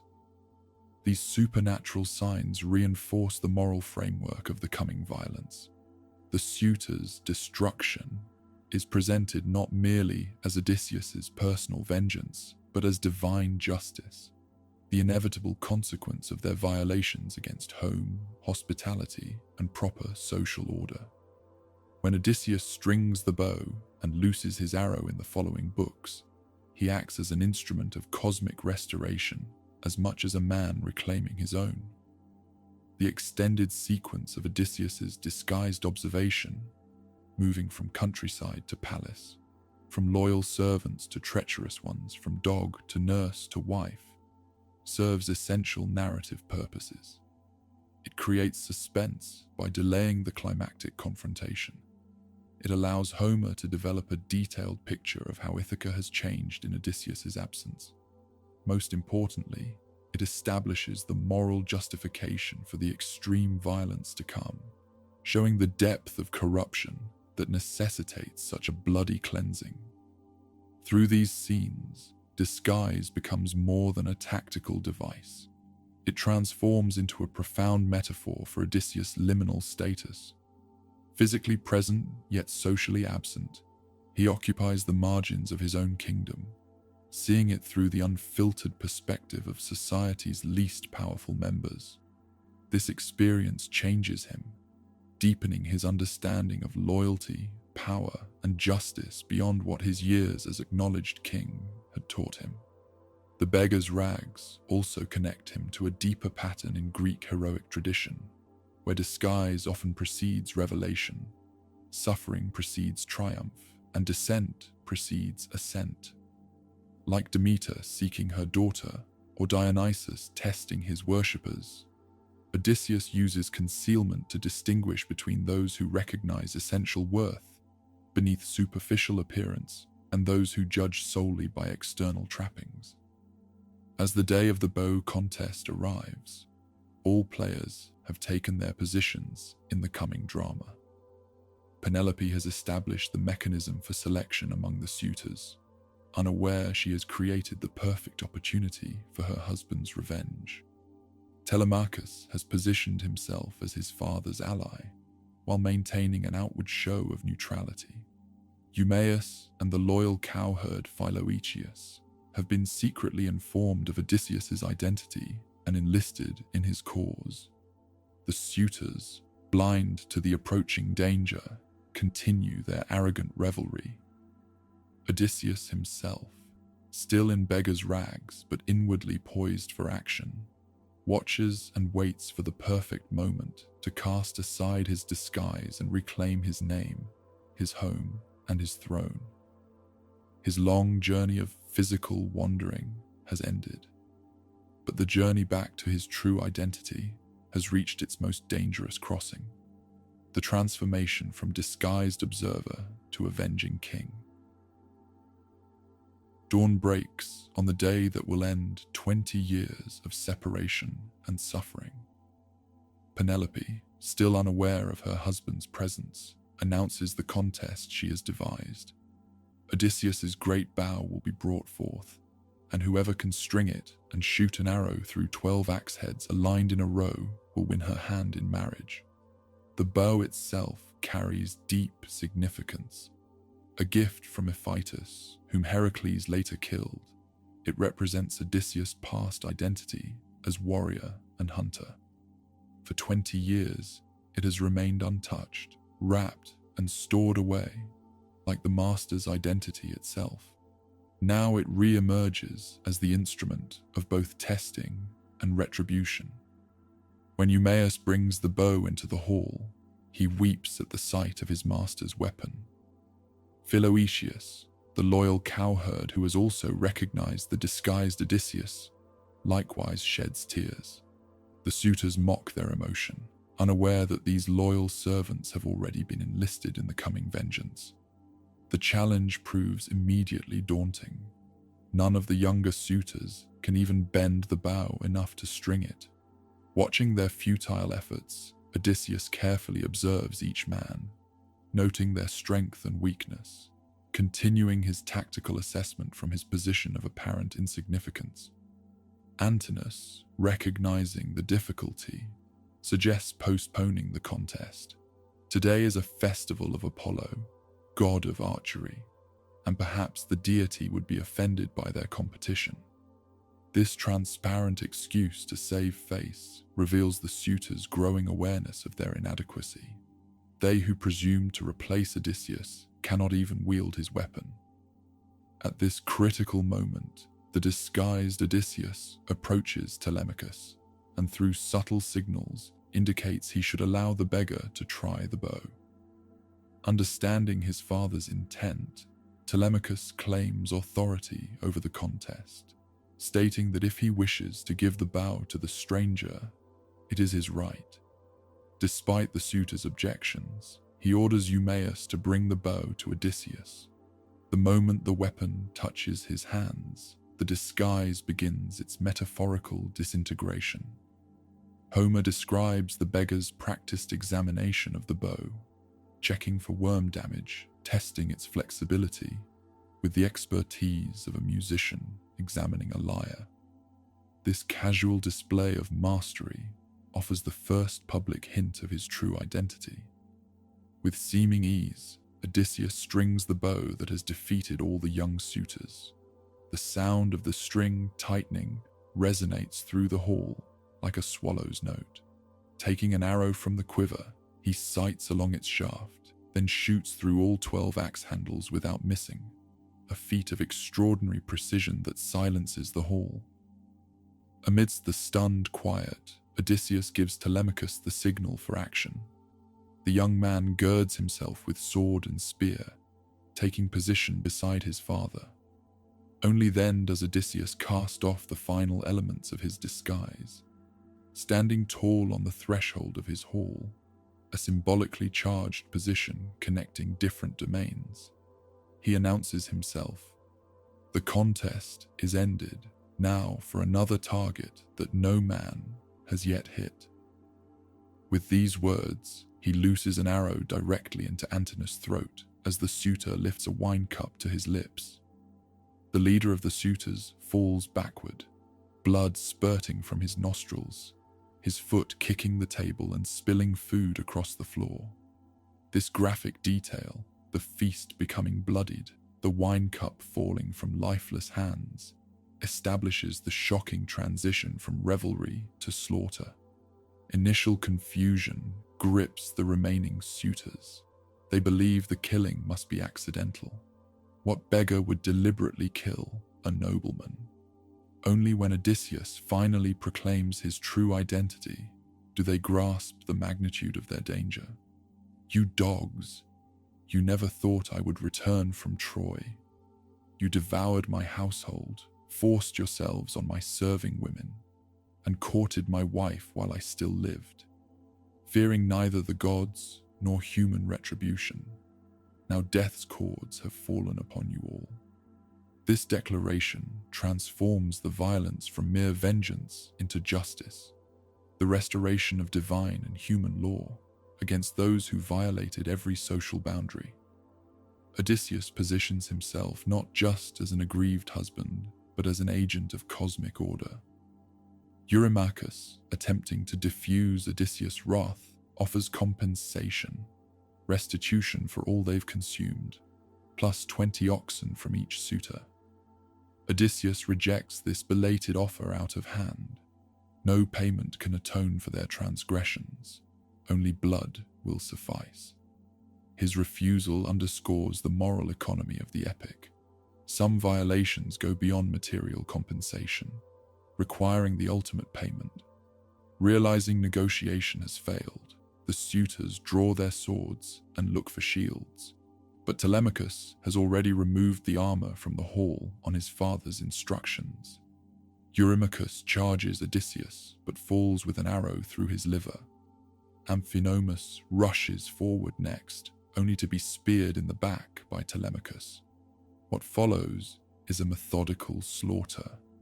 Odysseus continues firing arrows until his quiver empties, dropping suitors with each shot.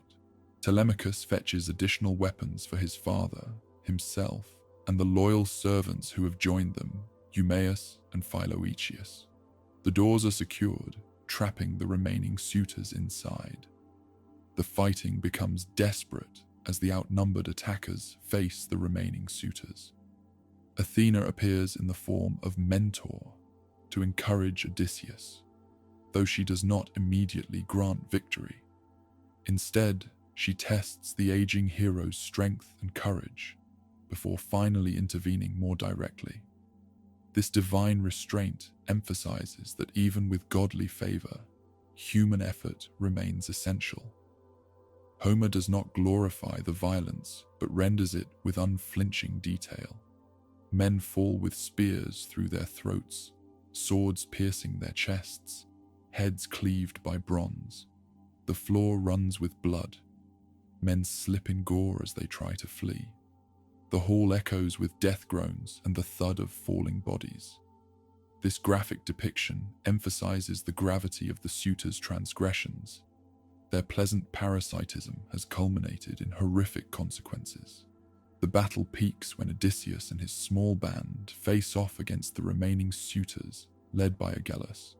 Athena finally displays her aegis, the fearsome shield bearing the Gorgon's head, from the rafters, filling the suitors with supernatural panic. Like cattle driven by a stinging fly, they scatter in terror, only to be cut down one by one.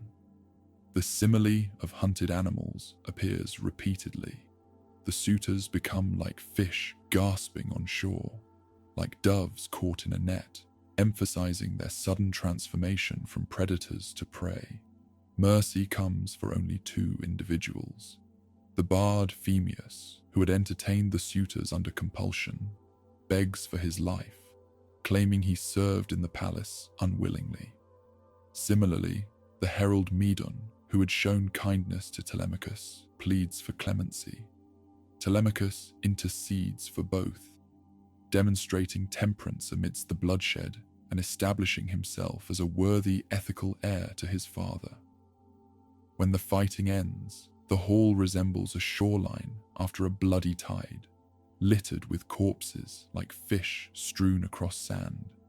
Odysseus, spattered with blood and gore like a lion that has feasted on an ox, orders the disloyal serving women to clean the hall under Telemachus's supervision. These women, 12 in number, who had slept with the suitors and betrayed the household, are then taken outside and hanged in a grim extension of the purge. For the treacherous goat-herd Melanthius, who had mocked and abused the disguised Odysseus and helped arm the suitors during the battle, an even harsher punishment awaits. His nose, ears, hands, and feet are cut off, and his genitals thrown to the dogs, a mutilation that expresses the extremity of his betrayal in physical terms. After this brutal cleansing, Odysseus orders the hall to be fumigated with burning sulfur, a ritual purification that serves both practical sanitation and symbolic cleansing. The physical space that had been corrupted by the suitor's presence must be ritually reclaimed before normal life can resume.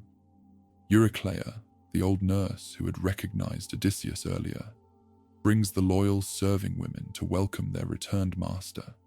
They surround him, kissing his head and hands, embracing him with tears of joy. This moment of tender reunion amid the aftermath of slaughter creates a powerful emotional counterpoint. The restoration of proper order then brings not just justice, but reconnection with those who remained faithful. Yet for all its cathartic violence and emotional reunion, this sequence represents only partial restoration. Odysseus has reclaimed his palace and eliminated the internal threat, but he has not yet reclaimed his marriage. Penelope, who had retired to her chambers before the contest, remains unaware of the bloody events and her husband's true identity. When Eurycleia rushes to inform Penelope that Odysseus has returned and slain the suitors, the queen's response is not immediate joy, but studied skepticism. Having protected herself from disappointment for so many years, she cannot simply surrender to hope. She suggests alternatively that some god must have killed the suitors, or that the beggar must be someone else entirely. This final resistance to recognition creates the framework for the epic's most intimate and psychologically nuanced scene. After 20 years of separation, after a blood-soaked reclamation of his household, Odysseus must still face his most challenging test, convincing his brilliant, cautious wife that he has truly returned. The bow contest and slaughter of the suitors transforms the epic from a story of wandering to one of justice restored. It fulfills the prophecies of Tiresias and the divine will, expressed since the poem's opening. Yet it also raises profound questions about violence, retribution, and restoration that the final books must address. The bloodshed has cleansed the palace, but healing the community, re-establishing political order, and truly reclaiming intimate relationships requires more than physical triumph.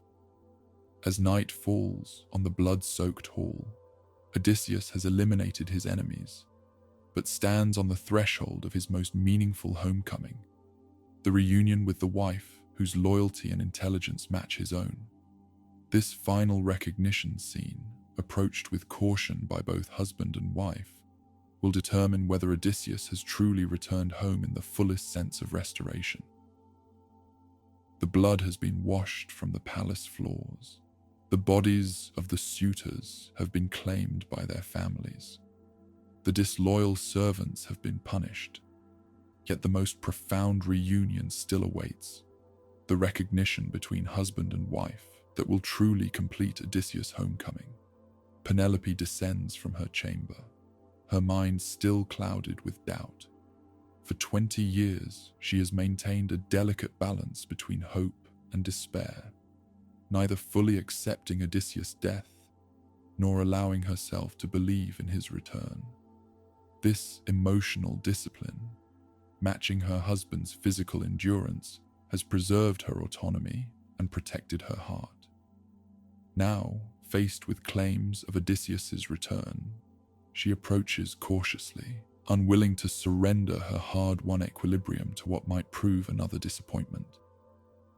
Entering the hall, she sees a stranger sitting by the fire, cleansed of blood and dressed in fresh clothing, but not immediately recognizable as her husband.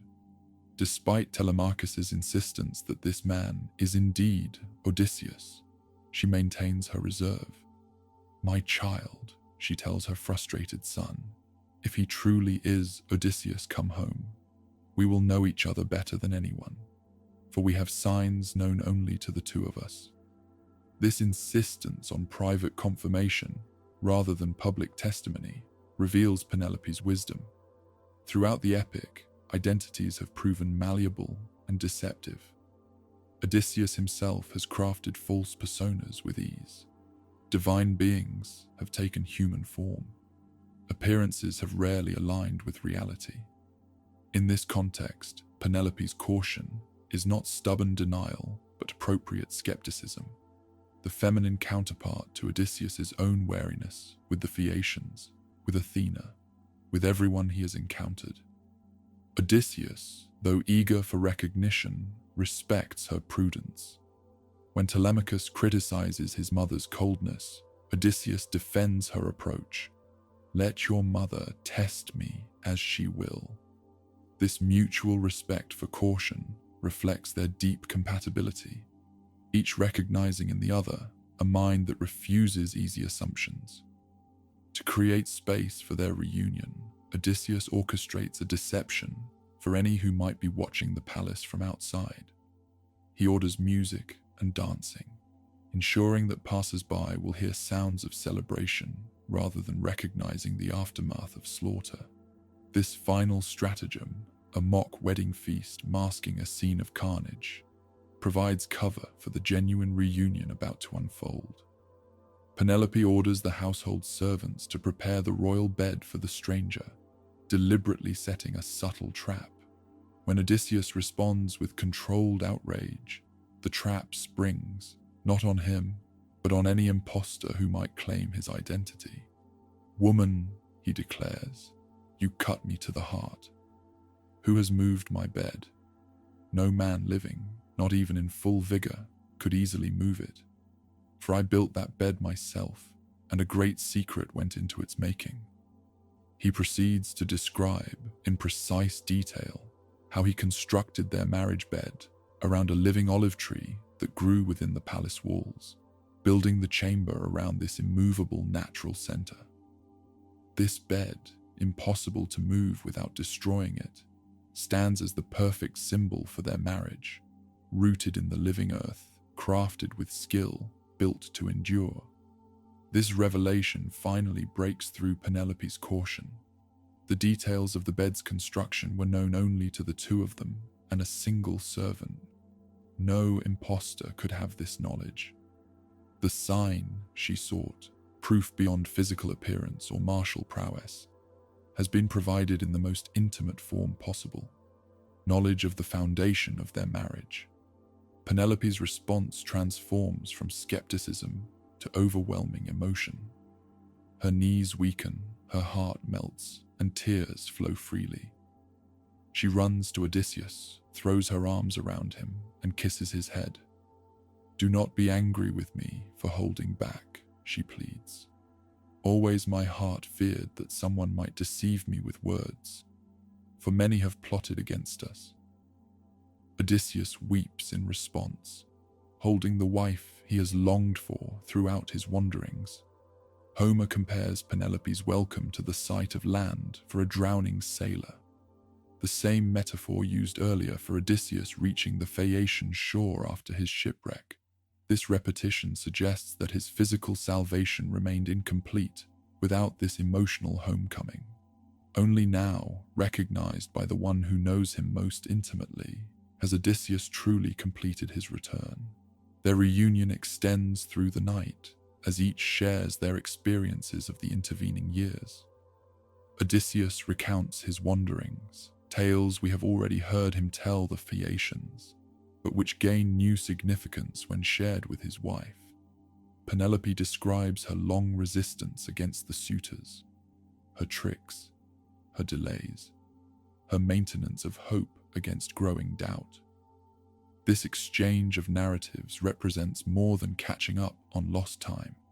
It is the reintegration of their separate stories into a shared history, bridging the 20-year gap in their marriage. Through mutual recognition of each other's suffering and endurance, they re-establish the deep understanding that forms the core of their relationship.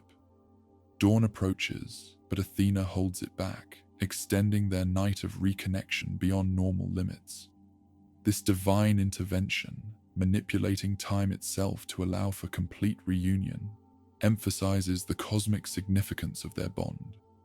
When they finally come together physically, it represents not merely the satisfaction of desire, but the restoration of proper order in both human and divine terms. With mourning comes the awareness that their challenges are not yet complete. The families of the slain suitors will seek vengeance, potentially plunging Ithaca into civil war. Odysseus must visit his aging father, Laertes, who has retreated to a farm on the island's outskirts, living in self-imposed squalor as he mourns his missing son. And beyond these immediate concerns lies Tiresias's prophecy. Odysseus must eventually undertake another journey inland, carrying an oar until he reaches people who mistake it for a winnowing fan. The reunion with Laertes creates another emotional climax. Odysseus finds his father digging around a fruit tree, dressed in patched clothing, his hands calloused from labor inappropriate to his royal status. This self-imposed degradation, a physical manifestation of grief, moves Odysseus deeply. Yet once again he approaches reunion through testing rather than immediate revelation. He creates one final false identity, claiming to be a stranger who once hosted Odysseus. This last deception proves too much for the old man to bear. Hearing his son spoken of as absent still, Laertes pours dust over his grey head in a gesture of mourning. The sight breaks Odysseus's resolve. He embraces his father, declaring his true identity and offering proof through knowledge of the orchard, naming each tree his father had given him as a boy, creating a botanical catalogue of their shared past. The inclusion of this scene, coming after the dramatic climax of the suitor's slaughter and the emotional peak of the reunion with Penelope, demonstrates the epic's expansive concept of homecoming. Odysseus's return is not complete without reconnection to his father, representing both his heritage and his future. The moment brings 3 generations together: Laertes, Odysseus, and Telemachus, who joins them at the farm. This continuity across time counterbalances the disruption of the 20-year absence. Meanwhile, news of the suitors' deaths spreads through Ithaca. Grief and anger grip their families, who gather the bodies for funeral rites. Eupeithes, father of Antinous, emerges as a leader calling for vengeance against Odysseus, despite the council of more moderate voices pointing out that the suitors brought destruction upon themselves, many armed for attack. The impending civil conflict threatens to taint Odysseus's triumph with further bloodshed. As the vengeful party approaches Laertes' farm, where Odysseus and his small band have retreated, the scene is set for a new cycle of violence. The blood feud that ancient Greek society recognized as an almost inevitable consequence of killing. Here the gods intervene directly. Zeus and Athena confer on Olympus, determining that enough blood has been shed. Athena descends to the battlefield just as combat begins. After allowing minimal fighting, including a moment of glory for the aged Laertes, who successfully kills Eupeithes with a spear cast. She halts the conflict with a thunderous command. Her divine authority, backed by Zeus' thunderbolt, compels both sides to lay down their weapons. This divine imposition of peace provides a deus ex machina resolution to what would otherwise become an endless cycle of revenge. Homer recognizes that human societies, left to their own devices, often cannot escape the logic of retaliation. Divine intervention represents the transcendent principle necessary to break this cycle, perhaps analogous to the development of legal systems and third-party justice that would eventually replace blood vengeance in Greek society. A formal pact is established between Odysseus and the families of the suitors, with Athena disguised as mentor overseeing the oaths. This political resolution complements the domestic restoration achieved through the reunions with Penelope and Laertes. Odysseus has reclaimed not just his household, but his kingdom, not just his family roles, but his social position. The epic concludes with peace restored to Ithaca, the proper social order re-established, and Odysseus fully reintegrated into all dimensions of his identity as husband, father, son, and king. This comprehensive restoration fulfills the promise of Nostos, homecoming, that has driven the narrative from its opening lines. Yet Homer leaves us with the awareness that Odysseus's story is not entirely complete. Tiresias's prophecy about the inland journey remains unfulfilled, a future obligation that will eventually take the hero away from home once more. This unfinished business suggests that even the most perfect homecoming contains within it the seeds of future departure. Odysseus, the man of many turns, may find stability but never stasis. This open-ended quality distinguishes the Odyssey from narratives of simple closure. Having explored the profound complexity of homecoming, its physical, emotional, social, and political dimensions, Homer acknowledges that no return can be absolute or permanent. Even as Odysseus reclaims his place at the center of concentric circles of connection, marriage, family, household, kingdom, the horizon of further journey remains visible. In this tension between arrival and departure, between reunion and the inevitability of future separation, the epic finds its lasting resonance. We recognize in Odysseus's story not just the specific challenges of an ancient hero, but the universal human experience of seeking home while acknowledging its impermanence, of valuing connection precisely because we understand its fragility. The final image of Athena establishing peace captures this poignant balance. Divine intervention creates a resolution that human effort alone could not achieve. Yet this intervention comes in response to human struggle rather than replacing it. The gods honor Odysseus's extraordinary perseverance by granting him the peace his own actions could not secure, completing what he began through 2 decades of relentless effort to return. In this cooperation between mortal striving and divine grace, between human agency and cosmic order, the Odyssey finds its most profound meaning. Odysseus's journey, physical and spiritual, geographical and emotional, maps the full terrain of human experience against the backdrop of divine purpose. His homecoming becomes not just a personal achievement, but a restoration of proper relationship between mortal and immortal spheres, a rebalancing of a world thrown into chaos by war, absence, and transgression.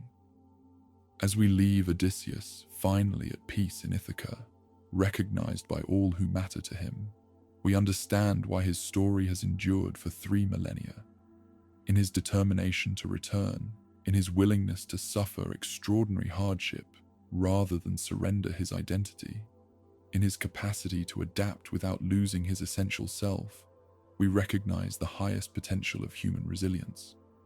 And in the joy of his homecoming, However hard-won, however shadowed by past suffering and future obligation, we glimpse the profound reward that makes such resilience worthwhile.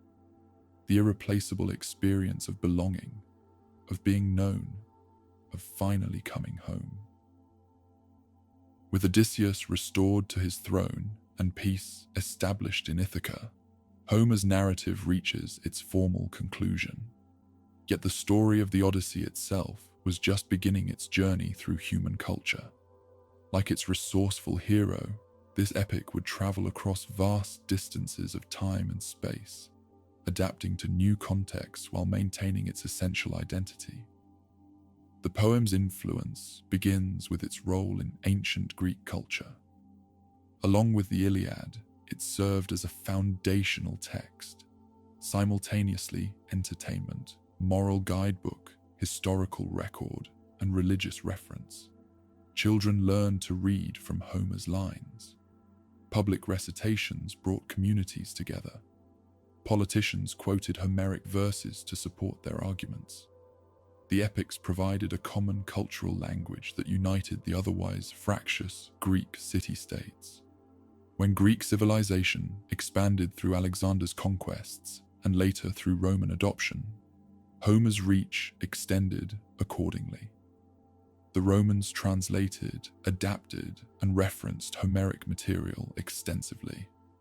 Virgil's Aeneid, the national epic of Rome, drew direct inspiration from both Homeric poems, particularly in its narrative structure and themes of fate and homecoming. This classical foundation ensured Homer's survival through the medieval period, when many ancient texts were lost.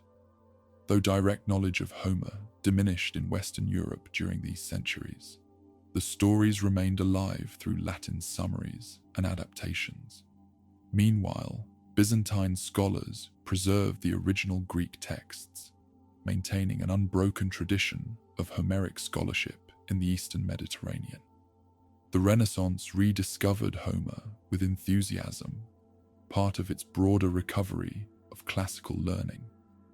As Greek manuscripts found their way to Western Europe, following the fall of Constantinople in 1453, scholars produced new translations and commentaries. Homer became essential reading for any educated person, influencing Renaissance literature, art, and philosophy. Each subsequent era found its own reflection in the Odyssey. The Age of Exploration drew parallels between Odysseus and contemporary navigators encountering new worlds. The Romantic period emphasized the poem's emotional depths and sublime natural imagery. Victorian scholars debated the historical reality behind the myth. Modernist writers recognized in Odysseus' fragmented journey a metaphor for the dislocations of modern life. James Joyce's Ulysses, published in 1922, represents perhaps the most ambitious literary response to Homer's epic. By mapping the events of the Odyssey onto a single day in Dublin, Joyce suggested both the timelessness of Homeric themes and their relevance to ordinary modern experience. This reimagining, neither direct adaptation nor simple allusion, demonstrates how deeply the Odyssey had become embedded in Western literary consciousness. Beyond literature, the epic has permeated virtually every artistic medium. Painters from ancient Greek, vase artists, to Renaissance masters to modern abstractionists have depicted scenes from the Odyssey. Composers have created operas, symphonies, and song cycles based on its episodes. Sculptors have captured moments of Odysseus' journey in stone and bronze. Filmmakers have adapted it directly or borrowed its structure for original stories. The impact extends beyond the arts into psychology, philosophy, and politics. Psychoanalysts found in Odysseus' journey a model for understanding the human mind, his encounters with external monsters representing internal psychological challenges. Philosophers from Aristotle to Heidegger have drawn on the epic to explore questions of identity, ethics, and human purpose. Political theorists have examined its portrayal of leadership, community, and the tension between individual excellence and social responsibility. Even our language bears the imprint of this ancient poem. Terms like siren song, between Scylla and Charybdis, and lotus eater have entered common usage, often employed by people unaware of their Homeric origins. The very concept of an Odyssey as a long, challenging journey has transcended its source to become a universal metaphor.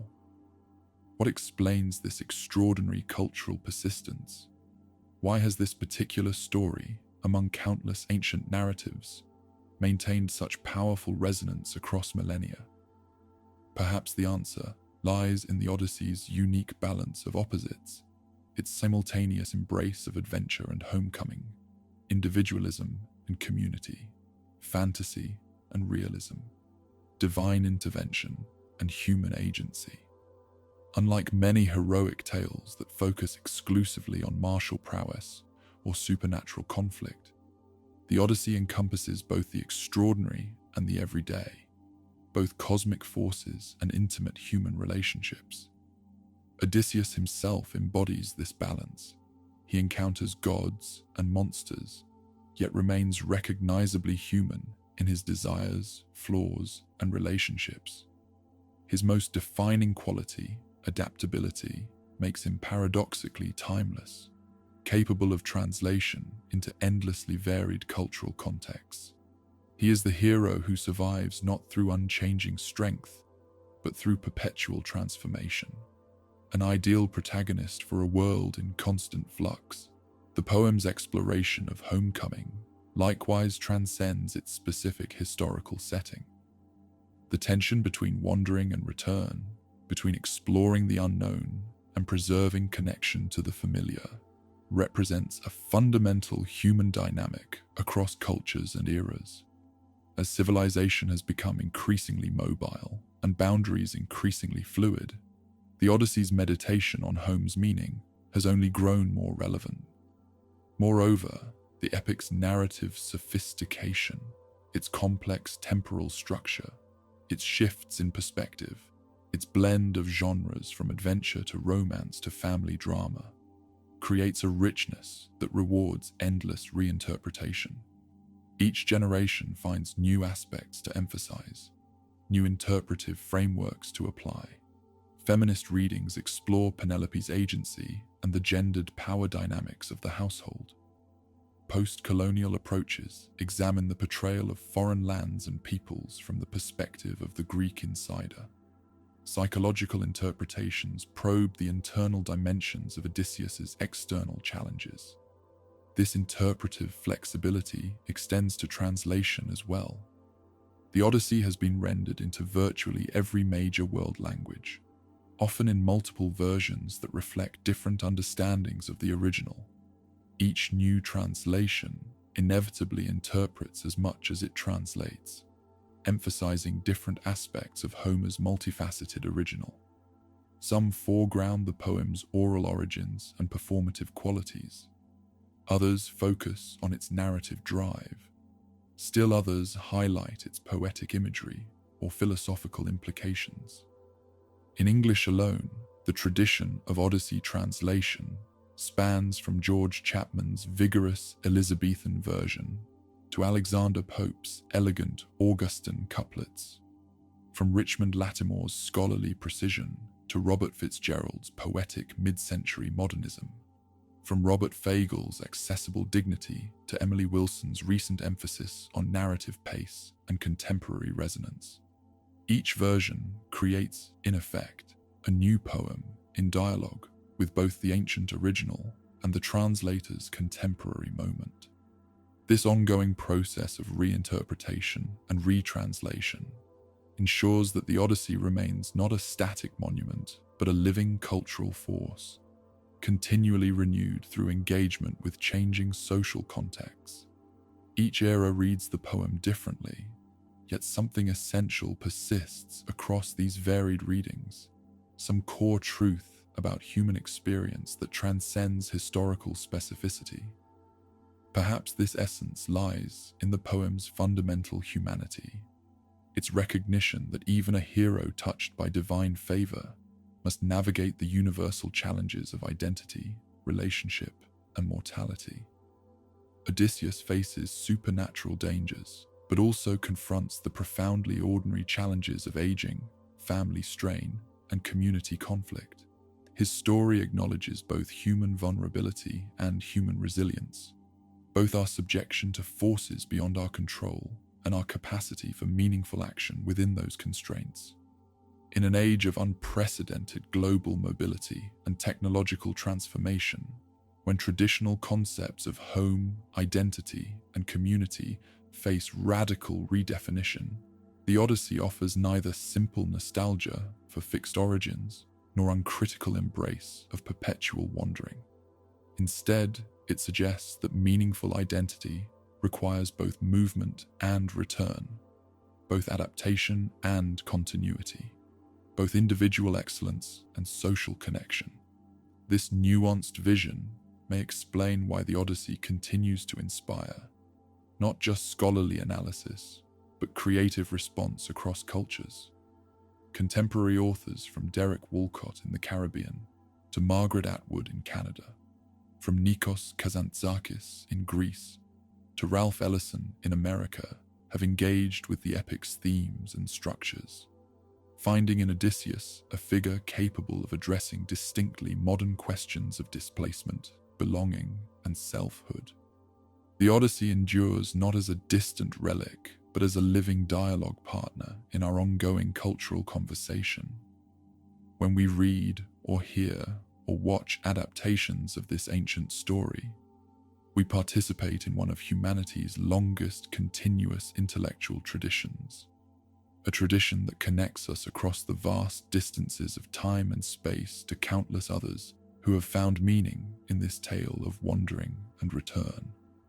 As we leave Odysseus at peace in Ithaca, we recognize that his journey, like the journey of the poem itself, contains the seeds of further movement.